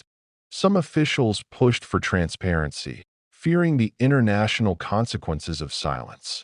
Others argued that revealing the truth would cause panic, weaken Soviet authority, and invite political exploitation from the West. This ideological tug-of-war slowed the flow of information to a trickle. While the leadership debated, the world waited. In scientific communities across Europe, phones rang constantly. Laboratories ran diagnostics on soil, air, and water samples. Particles found in Scandinavia matched isotopic signatures consistent with a nuclear reactor accident, not a weapons test. This was a crucial distinction. A weapons test implied intentionality. A reactor accident implied negligence, vulnerability, and contamination. The evidence mounted. A phrase began circulating through European scientific circles. This came from a reactor, almost certainly in the Soviet Union. Journalists seized the speculation. News studios in Sweden, Germany, and France broadcast maps showing the direction of atmospheric winds. Slow, swirling arrows illustrated how particles detected in one country had arrived from another. Viewers watched as invisible paths across the sky revealed what governments were not saying. International pressure intensified. Diplomats contacted their Soviet counterparts, seeking clarification. The questions were polite, formal, but insistent. People wanted to know whether these radiation levels posed a danger, whether the Soviet Union had contained the situation, whether the cloud would continue spreading. In many cases, Soviet officials offered reassurances without providing specifics. There is no cause for concern. The situation is stable. All necessary measures have been taken. But reassurance without detail often has the opposite effect. Across Europe, rumors began to overshadow facts. Some believed a nuclear bomb had detonated. Others thought a missile silo had exploded. A few wondered whether an entire city had been destroyed. Fear thrives in the spaces where truth is absent, and those spaces were growing wider by the hour. Meanwhile, in Pripyat and the surrounding region, evacuation had been completed, but the Soviet public outside that zone knew almost nothing. Television broadcasts continued their usual programming. Newspaper articles mentioned a minor incident at a power plant. Citizens far from Ukraine were told little or nothing at all. Many would not learn the full scope of the disaster for days. But the outside world was no longer willing to wait. On April 28th, Swedish officials publicly announced their findings. Radiation levels across their country were far above normal. They revealed that the contamination originated from the USSR. Hours later, the international press erupted. For the first time, the name Chernobyl was spoken in newsrooms across the globe. Only after Sweden forced the issue did the Soviet Union release its first official statement. A short message acknowledging an accident but offering no details. The wording was carefully constructed to minimize alarm. An accident at the Chernobyl nuclear power plant has damaged one of the reactors. Measures are being taken to rectify the situation. But the world already knew it was much worse. Satellite imagery, though limited in clarity, began showing heat signatures over the reactor area. Analysts interpreted them as signs of an open-core fire. European scientists estimated that massive amounts of radioactive material were still being released. Western governments demanded more information. The Soviets remained guarded. Inside the country, misinformation and denial persisted. Many citizens watched the evening news and heard nothing out of the ordinary. Weather reports played as usual. Entertainment programs continued without interruption. The monumental scale of the disaster was filtered through layers of political control, but outside the borders, the truth slipped through the cracks. Western newspapers published maps showing the spread of the radiation plume day by day. Cartoonists drew images of radioactive clouds drifting across Europe. Protesters gathered in cities calling for nuclear reform. Nations with nuclear power plants questioned their safety protocols. The Chernobyl disaster did not simply release radiation. It unleashed a global debate about the future of nuclear energy. As information trickled out, the world learned that firefighters and plant workers had been hospitalized with severe burns and symptoms consistent with high radiation exposure. Rumors suggested deaths, though neither confirmed nor denied by Soviet authorities. Medical experts worldwide speculated about the human cost. The world reacted with fear, anger, empathy, and confusion. Governments sought answers. Citizens demanded transparency. Scientists attempted to fill in the gaps with data. And all the while, the Soviet Union struggled to maintain control over a narrative slipping rapidly beyond its reach. Chernobyl was no longer just a Soviet disaster. It was becoming a global story, one the world refused to let remain hidden. As the world pressed for answers, the Soviet Union found itself caught between the calamity unfolding on the ground and the political necessity of appearing unshaken. The disaster had already left its mark on Europe. The radiation detected in Sweden had torn open the silence, and now every nation with a monitoring station was watching the skies with increasing alarm. The glow above Chernobyl had dimmed, but the consequences of that glow were spreading. Inside the Kremlin, officials gathered in tense rooms thick with cigarette smoke, maps, and incomplete reports. The atmosphere was conflicted, part somber realization, part stubborn denial. Some leaders demanded transparency, recognizing that modern monitoring technologies made secrecy impossible. Others argued that the USSR must never show weakness, especially a weakness involving nuclear power, one of the state's proudest symbols. Thus began a peculiar dual narrative, one for the world and one for internal ears. The world. The message remained cautious, minimized, and ambiguous. The citizens of the Soviet Union. The message was even quieter for those outside the disaster zone. Everyday life continued almost as if nothing had happened. Newspapers printed vague references to an incident in Ukraine. Radio broadcasts mentioned a brief fire at a power station. Television reports were even more muted, focusing instead on cultural events, political speeches, and military news. The disaster that now dominated European headlines was scarcely acknowledged in the country where it had occurred. Behind closed doors, however, the truth could not be contained. Reports from the plant painted a bleak picture. Reactor number 4 was in ruins. Radiation was dangerously high. Firefighters and workers were being transported to hospitals in Kyiv in critical condition. The death toll was expected to rise. Engineers warned that the core was still burning and that without drastic intervention, the release of radioactive material could continue indefinitely. Yet these truths were filtered before being passed up the chain of command. Every report softened, every warning tempered, each admission wrapped in careful language. Many Soviet officials believed, or convinced themselves, that the worst was over. Others knew the opposite, but feared the consequences of speaking too boldly. This inner conflict between knowledge and the fear of consequences defined the Soviet response in the early days after the disaster. Meanwhile, beyond the borders of the USSR, the conversation grew louder. In Sweden, Denmark, Norway, and Germany, scientists presented their findings to the public.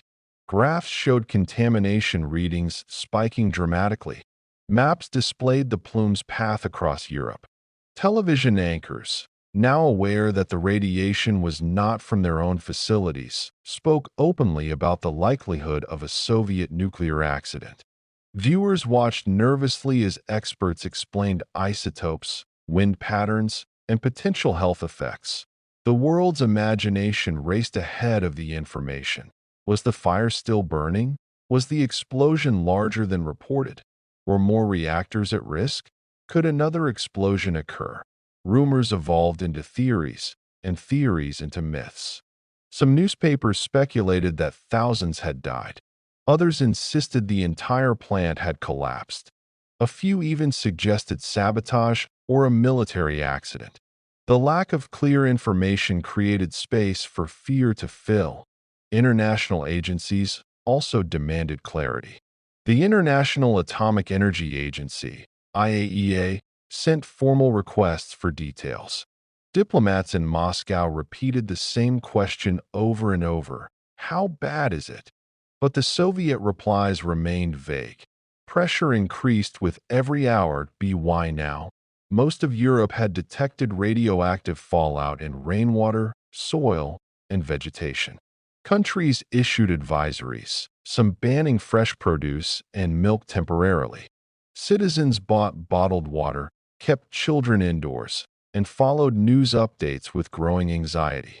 Public trust in nuclear safety faltered. In Austria, anti-nuclear protests erupted within days. In Germany, thousands marched with banners demanding plant closures. In Scandinavia, governments held emergency meetings to analyze long-term environmental impacts. For many Europeans, Chernobyl became a turning point, a moment when nuclear power, once seen as a symbol of progress, revealed its destructive potential.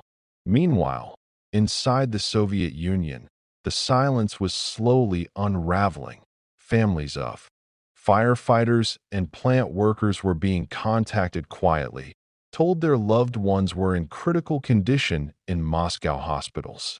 Villages near the plant reported animals falling ill. The evacuation of Pripyat had already occurred, but with promises of a quick return, most families packed lightly and left their homes believing they would be back in days. Only later would they learn the truth. Pripyat was gone forever. In Kiev, life initially continued without interruption. On April 27th, the day after the explosion, thousands participated in outdoor events, unaware that radiation levels had spiked dramatically. Children played outside, parents strolled along riverbanks, and workers commuted to offices. Only when scientists in Kiev began reporting alarming radiation levels did the government start quietly advising caution. Even then, no widespread warning was issued. Foreign journalists stationed in Moscow tried desperately to get information. Many received vague denials. Others were told to ignore rumors. But as the days passed, even Soviet citizens began hearing fragments of the truth. Whispers from friends in Kiev, rumors from hospital staff, gossip from plant workers who had survived the initial blast. The disaster could no longer be contained within silence. On April 29th, the world saw the first televised images of Chernobyl shown on Soviet news. A brief, controlled segment showing firefighters working near the plant. No commentary about the explosion. No mention of the radiation. Just images intended to reassure. But for many viewers, the reassurance rang hollow. By April 30th, the disaster had become a global event, dominating headlines, shaping political decisions, and altering public perception of nuclear technology. Countries as far away as Japan and Canada discussed the fallout, both literal and figurative. Environmental groups mobilized. Scientists collaborated across borders. Rumors of long-term contamination began circulating, some exaggerated, some painfully accurate. Yet through all this, one truth had become unmistakable. The Soviet Union could no longer deny the scale of the disaster. The world already knew. and now the world demanded answers. Chernobyl had started as an explosion in a remote corner of Ukraine. It had become a test of global transparency, scientific preparedness, and political accountability. The silence was breaking, and once broken, it would reshape the course of nations. Chapter 14: Battle Against the Reactor. The Liquidators stepped forward. As the reactor continued to burn, it became clear that the Chernobyl disaster was no longer simply an explosion or a fire. It had transformed into a battle, one that would require thousands of men to step forward into conditions no training manual had ever described. These men would come to be known as the Liquidators, a name earned not through official titles, but through the enormity of the task set before them. To liquidate, or eliminate, the consequences of the explosion and prevent an even greater catastrophe. In the days immediately following the disaster, confusion reigned not only in Pripyat and across Europe, but also within the highest levels of Soviet leadership. There were heated debates, contradictory reports, and an overwhelming fear that the reactor could trigger a second explosion, one so powerful it could devastate much of Ukraine and Belarus, contaminate the Dnieper River, and render vast territories uninhabitable for centuries. The reactor's molten core was still burning, sinking deeper, threatening to breach the foundation slab. If it reached the underground water reservoirs, the resulting steam explosion could dwarf the first to prevent such a nightmare. The Soviet Union summoned soldiers, engineers, miners, plant workers, firefighters, and volunteers, some ordered, others driven by duty, to confront a crisis that science itself barely understood. They came by the thousands. Some arrived wearing standard army uniforms. Others wore outdated gas masks or makeshift protective suits. Many had no protective equipment at all. They rode in trucks, buses, and military transports, passing through the quiet streets of evacuated Pripyat, where children's toys still lay in courtyards and laundry still hung on balconies, frozen in time. The first mission for many liquidators was to contain the fires burning on and around the reactor. Helicopter pilots were tasked with dropping sand, boron, dolomite, clay, and lead directly onto the open core to smother the flames and absorb radiation. These pilots flew through thick plumes of radioactive steam, making repeated passes over the glowing crater. Each pass delivered massive exposure. Yet they flew again and again, knowing that failure could mean the destruction of entire regions. One pilot later recalled how the smoke rising from the core felt alive, shifting in strange and unpredictable currents. The sky shimmered unnaturally, and the cockpit instruments sometimes flickered as radiation interfered with their electronics. But none of that stopped the missions. The pilots pressed on, releasing tons of materials from above, hoping to bury the burning heart of reactor number 4 out on the ground. Soldiers were assigned tasks equally perilous. One of the first priorities was clearing the plant roof, an area littered with pieces of graphite and fuel rods. This debris was deadly, emitting radiation so intense that a single minute of exposure could doom a man. Machines were initially deployed to remove it, but the radiation fried their electronics, leaving them useless. The solution, as desperate as it was, left only one option. Men would do the job. The task became known grimly as the biorobots. Soldiers were ordered to sprint onto the roof, shovel radioactive debris over the edge, and run back, all in under 90 seconds. Even a few seconds more meant fatal consequences. The men moved with a mixture of fear and determination, each knowing that their sacrifice was essential to containing the disaster. They received medals, certificates, and brief acknowledgments, but no one could tell them what their future would hold. Elsewhere, engineers worked to prevent a second explosion. A massive team was assembled to dig a tunnel beneath the reactor and create a cooling chamber to stop the molten core from reaching the water reservoirs. This job fell to the miners, tough, disciplined, and accustomed to dangerous work. They traveled to Chernobyl from across the Soviet Union, stepping into a world of devastation far beyond anything they had imagined. Conditions for the miners were brutal. The tunnel had to be dug quickly, in extreme heat, with poor ventilation, and under the constant threat of radiation penetrating the soil above them. Many dug shirtless despite the danger. Heat inside the tunnel was unbearable, reaching temperatures that made protective clothing impossible to wear. Dust choked the air. Tools broke from overuse. Yet they continued, motivated by a simple truth. If they didn't act, millions of lives could be at risk. Above ground, the plant itself remained a place of shifting danger. Radiation hotspots appeared unpredictably. Fires ignited anew without warning. Structural collapses threatened the workers fighting tirelessly to stabilize the building. There were moments when the reactor groaned like a wounded creature, sending tremors through the facility, reminding everyone nearby that the disaster was still unfolding. Medical teams worked around the clock, treating workers who arrived with burns, nausea, vertigo, and symptoms far more severe. Many doctors had never seen radiation sickness before.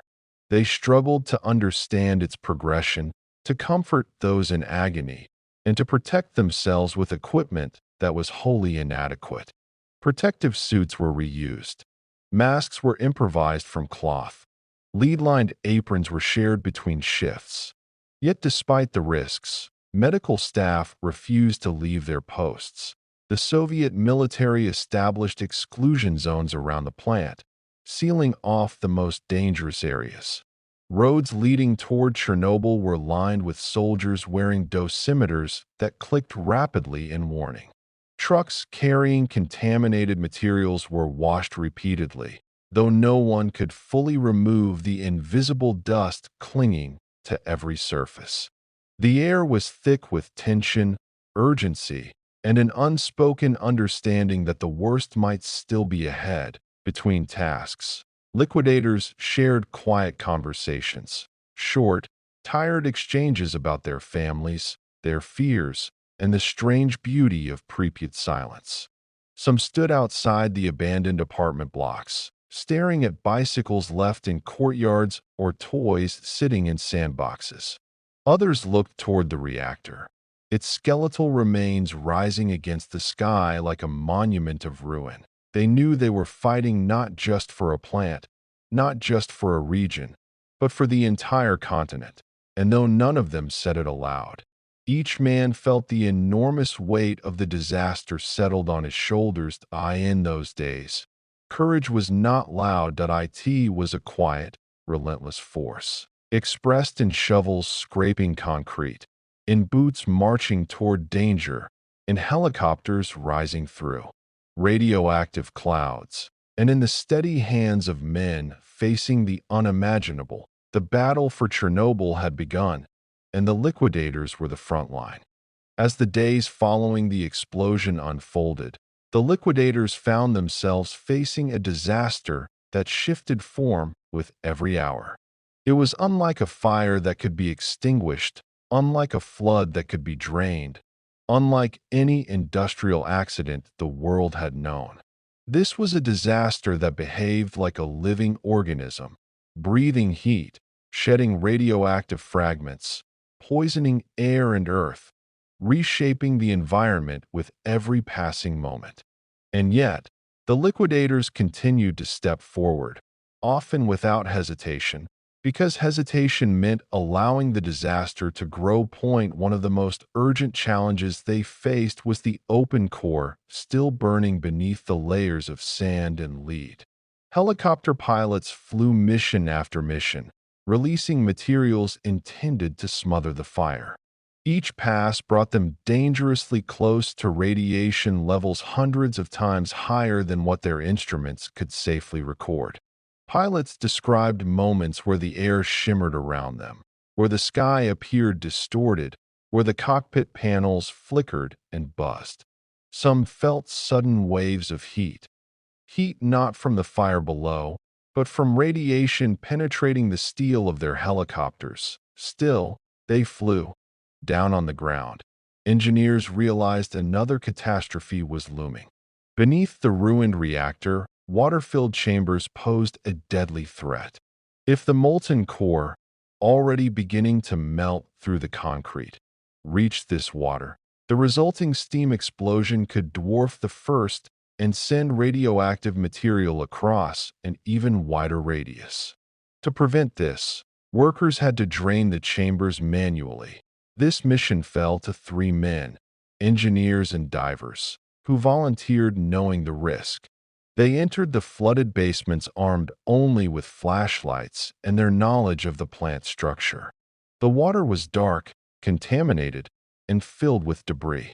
Their flashlights flickered as radiation damaged the circuits. They waded deeper, listening for the echo of pipes and valves in the submerged labyrinth. When their lights finally failed, they continued by touch alone.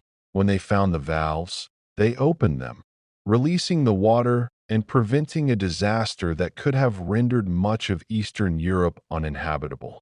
When the men emerged from the water, soaked and shivering, they were hailed as heroes. Many believed they had walked to their deaths.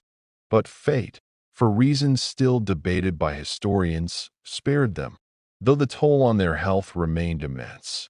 Elsewhere, teams of miners worked tirelessly beneath the plant. Their job was monumental: dig a tunnel large enough to install a cooling structure beneath the core.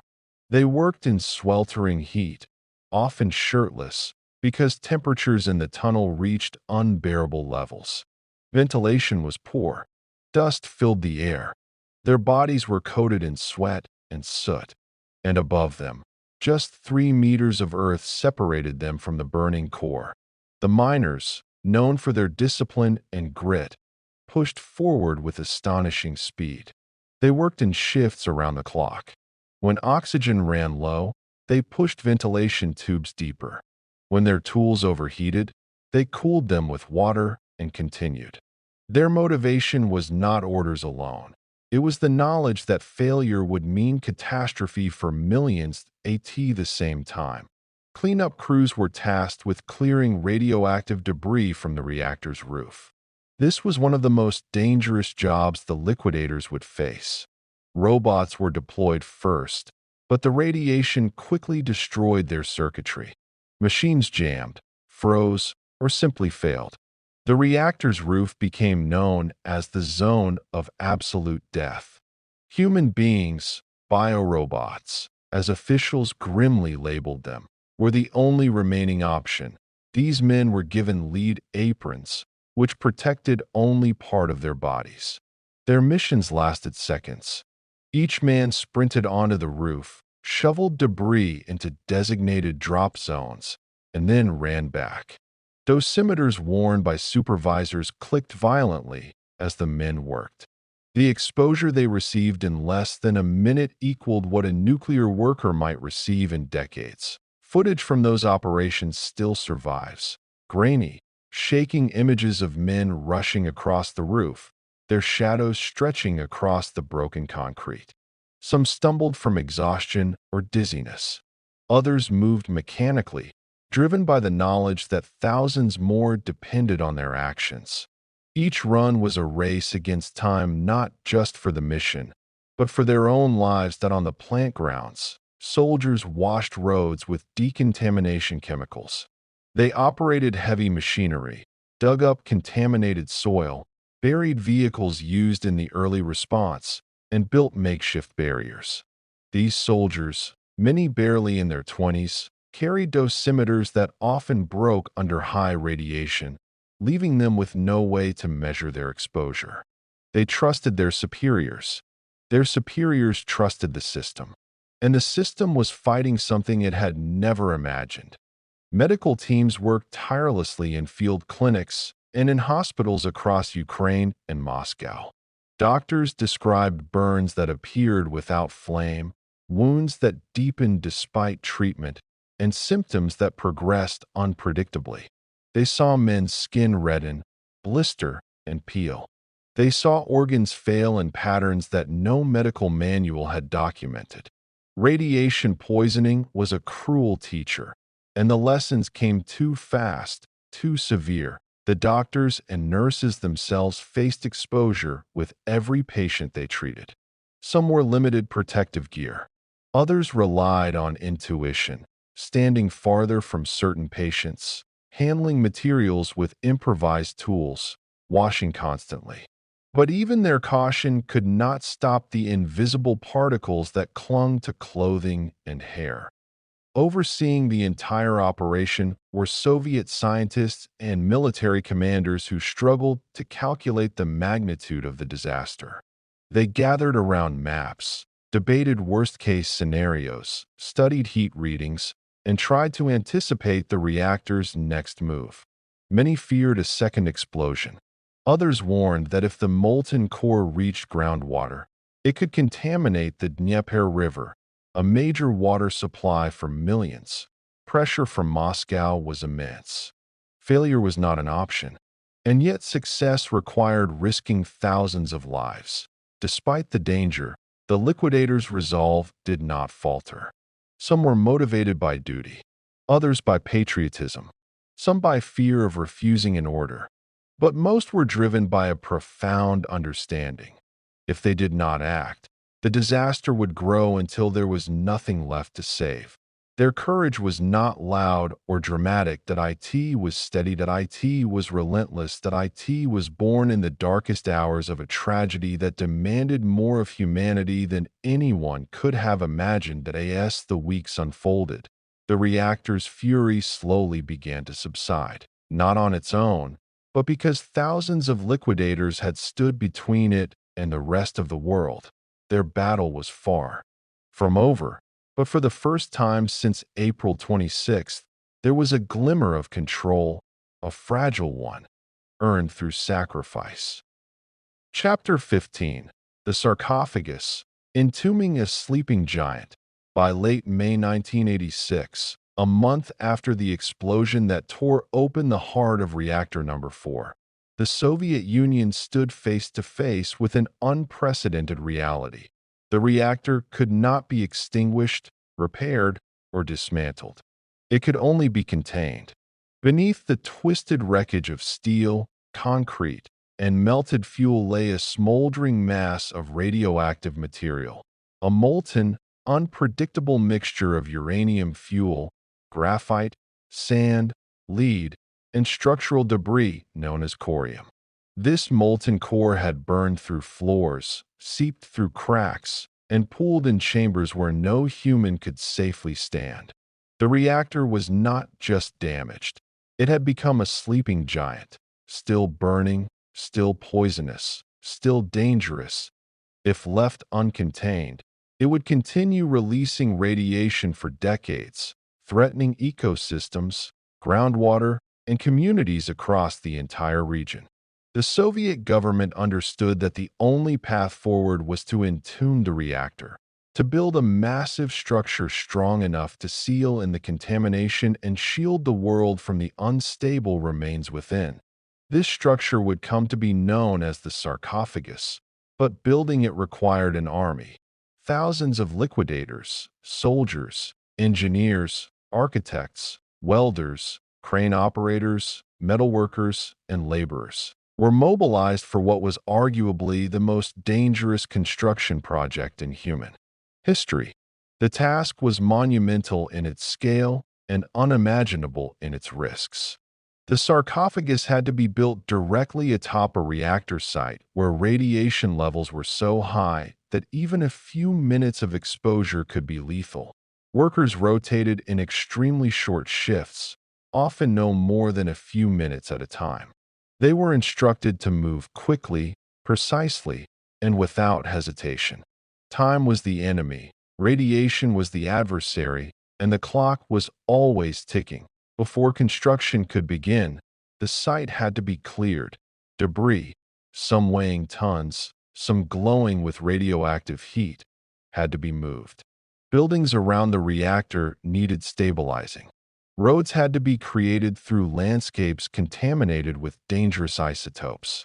Every inch of the area had to be assessed for hotspots. Though measuring devices frequently malfunctioned under the intense radiation, one of the earliest challenges was erecting supports strong enough to hold the enormous structure.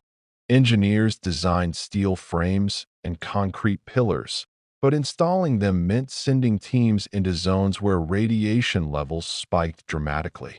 Workers would run in, position beams or secure bolts, and run out again. The coordination bordered on choreography. Strength, timing, and precision blended with urgency. Helicopter pilots helped too, dropping large concrete slabs and spraying adhesives designed to reduce dust levels. The dust itself had become a silent threat. Each particle carried radioactive contamination that could lodge in lungs or settle in the soil. Every breath, every touch, every gust of wind posed risks the workers could not fully avoid. As June approached, the scale of the sarcophagus began to take shape. Massive cranes swung overhead, lifting heavy steel plates toward the new structure. From a distance, the construction site looked like an industrial cathedral. Towering machines working in unison, their movements smooth and powerful despite the danger around them. Up close, it was chaos layered with courage. Men shouting instructions, sparks flying from welding torches, workers navigating unstable ground in heavy protective gear that offered limited defense. Some parts of the structure required workers to climb onto precarious platforms suspended above the remains of the reactor. Standing there, they could feel heat rising from the depths, even through thick layers of concrete. Some described hearing faint, unsettling sounds, crackling, popping, or the distant echo of shifting metal, like the reactor itself was still alive and moving. And in many ways, it was. The corium mass inside the reactor continued generating heat. It shifted, cooled unevenly, and occasionally reacted with moisture, causing steam bursts deep within the ruins. These internal movements worried engineers, who knew that pockets of heat or gas could threaten the stability of the new structure.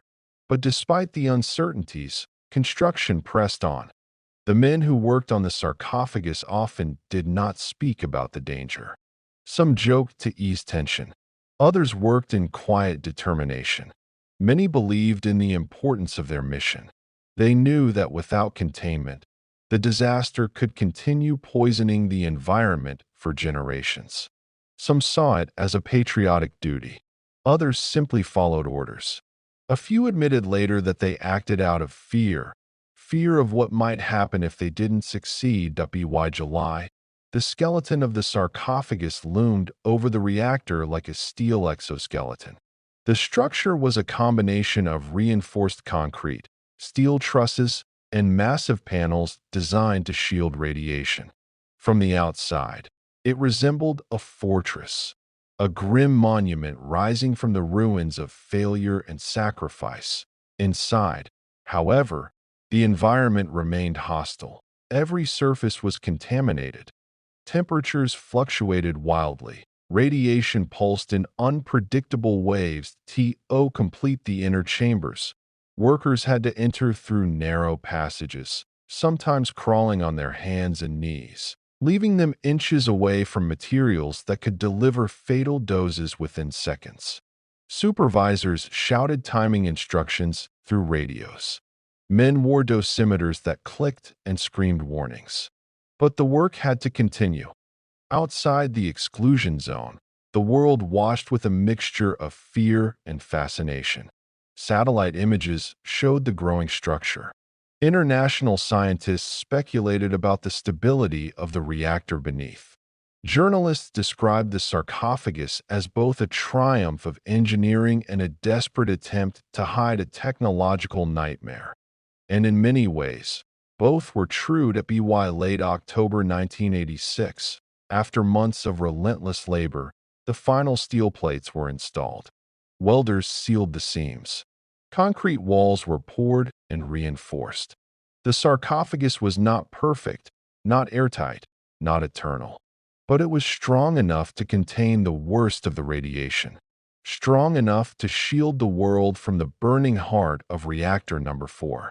Strong enough to buy time. Precious time. For future generations to decide what must come next. When the final bolts were tightened, a quiet exhaustion settled over the workers. They had built a tomb for a reactor, a tomb for a disaster, a tomb for a moment that had changed the world. The sarcophagus stood as a colossal reminder, not just of destruction, but of resilience and human determination in the face of the unthinkable. Yet even as it loomed over the silent ruins of Pripyat, everyone knew one truth. This was not an ending. It was only containment, and the giant inside, though entombed, was never truly asleep. When the sarcophagus finally rose above Reactor number 4, towering and angular like a rough-hewn monument of steel and concrete, it stood not as a symbol of victory, but of containment, an uneasy truce between human engineering and a force that had slipped beyond control. Underneath its massive shell, the reactor still seethed with radioactive heat, its molten core twisting and cooling into bizarre formations, each one shaped by chaos and physics intertwined. The world would not know the full extent of what happened beneath those walls for years, but at that moment in late 1986, all anyone understood was this. The beast had been caged, not killed. For the liquidators who had built the sarcophagus, the end of construction brought a strange quiet, a silence filled with exhaustion, relief, and the bitter knowledge that their bodies had paid the price. As trucks withdrew from the exclusion zone and cranes folded their mechanical limbs, the air around Chernobyl felt unnaturally still, like a battlefield after the last gunshot. The dust settled. The machines stopped roaring. The shouting ceased. And what remained was the magnitude of what had been done, and what still could not be undone. Pripyat remained deserted. The city's windows reflected the structure in the distance, as though frozen in a silent stare. Toys lay where children had dropped them. Curtains hung motionless. A kettle sat on a stove. A piano, untouched since April, gathered dust in a music room where lessons had once filled the air. The sarcophagus loomed over all of it, casting a long shadow that stretched across a city forever paused in midlife. Inside the sarcophagus, conditions were anything but peaceful. The structure was large but imperfect. Cracks formed. Gaps existed where radiation leaked. Water seeped into the ruins when it rained. Steam occasionally rose from hidden chambers. Temperatures fluctuated unpredictably. The molten heart of the reactor, now known as the elephant's foot, a grotesque mass of lava-like corium, rested deep within the belly of the ruins, still so radioactive that approaching it meant certain death in minutes. Though the sarcophagus reduced emissions massively, it did not eliminate them. Nor was it designed to last forever. Engineers estimated a lifespan of about 30 years, maybe less. But in 1986, time was the only currency they had. They had bought years, maybe decades, for scientists and future generations to decide how to permanently contain the fallout. While the structure stood, the liquidators dispersed, some returning to distant towns, others moving to hospitals. Many fell ill quickly. Some experienced symptoms subtly at first: fatigue, nausea, headaches that worsened month by month. Others deteriorated rapidly, their bodies unable to recover from the exposure they had endured. Still, thousands survived for years or decades, carrying with them a complicated mix of pride, pain, and heavily guarded memories. That as winter approached, snow began falling on the zone. It settled softly on the skeletal remains of former bus stops, on the Ferris wheel waiting eternally for riders, on the cracked pavement of playgrounds where laughter had once echoed. Snow-covered abandoned bicycles, coated rooftops, and drifted across empty streets. The silence of winter deepened the tragedy, every surface white and still, untouched by footprints. From afar, one might have mistaken Pripyat for a peaceful town sleeping through the cold. But beneath the snow lay contamination, radioactive particles embedded in soil, dust, buildings, and trees. The wind carried whispers of isotopes that would last hundreds of years. Wildlife began to return, wolves, birds, foxes, drawn by the absence of humans. They lived among the ruins, unaware of the remnants of danger beneath their paws. The sarcophagus became a landmark in global consciousness. News footage showed its hulking shape, angular and dark, a warning encased in steel. Scientists, writers, and historians studied it. Documentaries filmed it from helicopters. Engineers from around the world analyzed its flaws and strengths. It became a symbol of both failure and resilience, a monument to a disaster born of human error, human ambition, and human courage.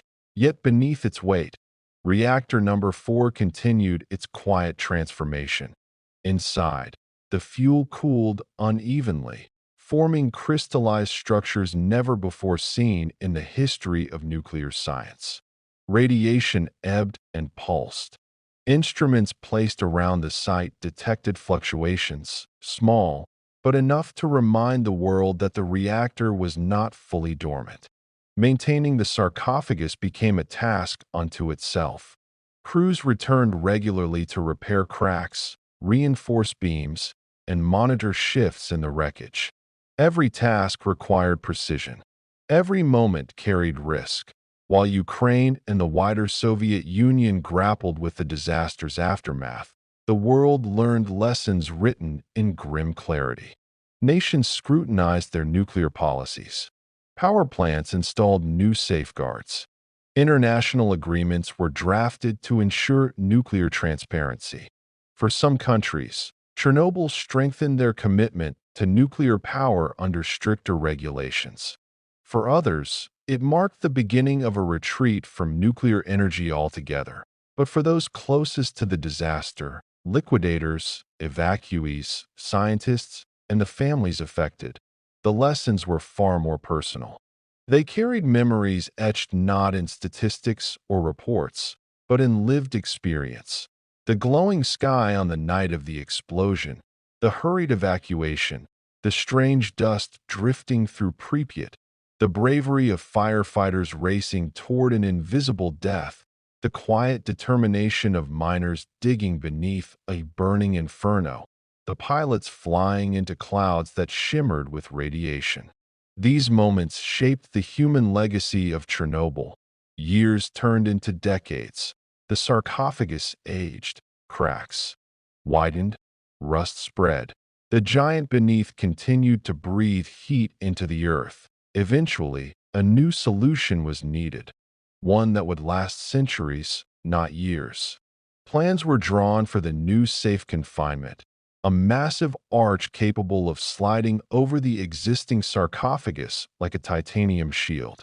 Its construction, decades later, marked another chapter in humanity's attempt to contain what had once broken free in a single, catastrophic moment. But that belongs to a later time. For the world in 1986, the sarcophagus stood as both a victory and a warning that a victory, because the liquidators had prevented the worst. A warning, because nature and science had revealed their darkest intersection. As the final workers stepped away from the structure in late autumn, many paused to look back. The sarcophagus rose above them, silent and immense, like a scar on the landscape. Or perhaps like a wound finally stitched shut. In that cold stillness, it was impossible not to wonder. Would the giant beneath stay quiet? Would the structure hold? Would the sacrifice of thousands be enough? No one knew.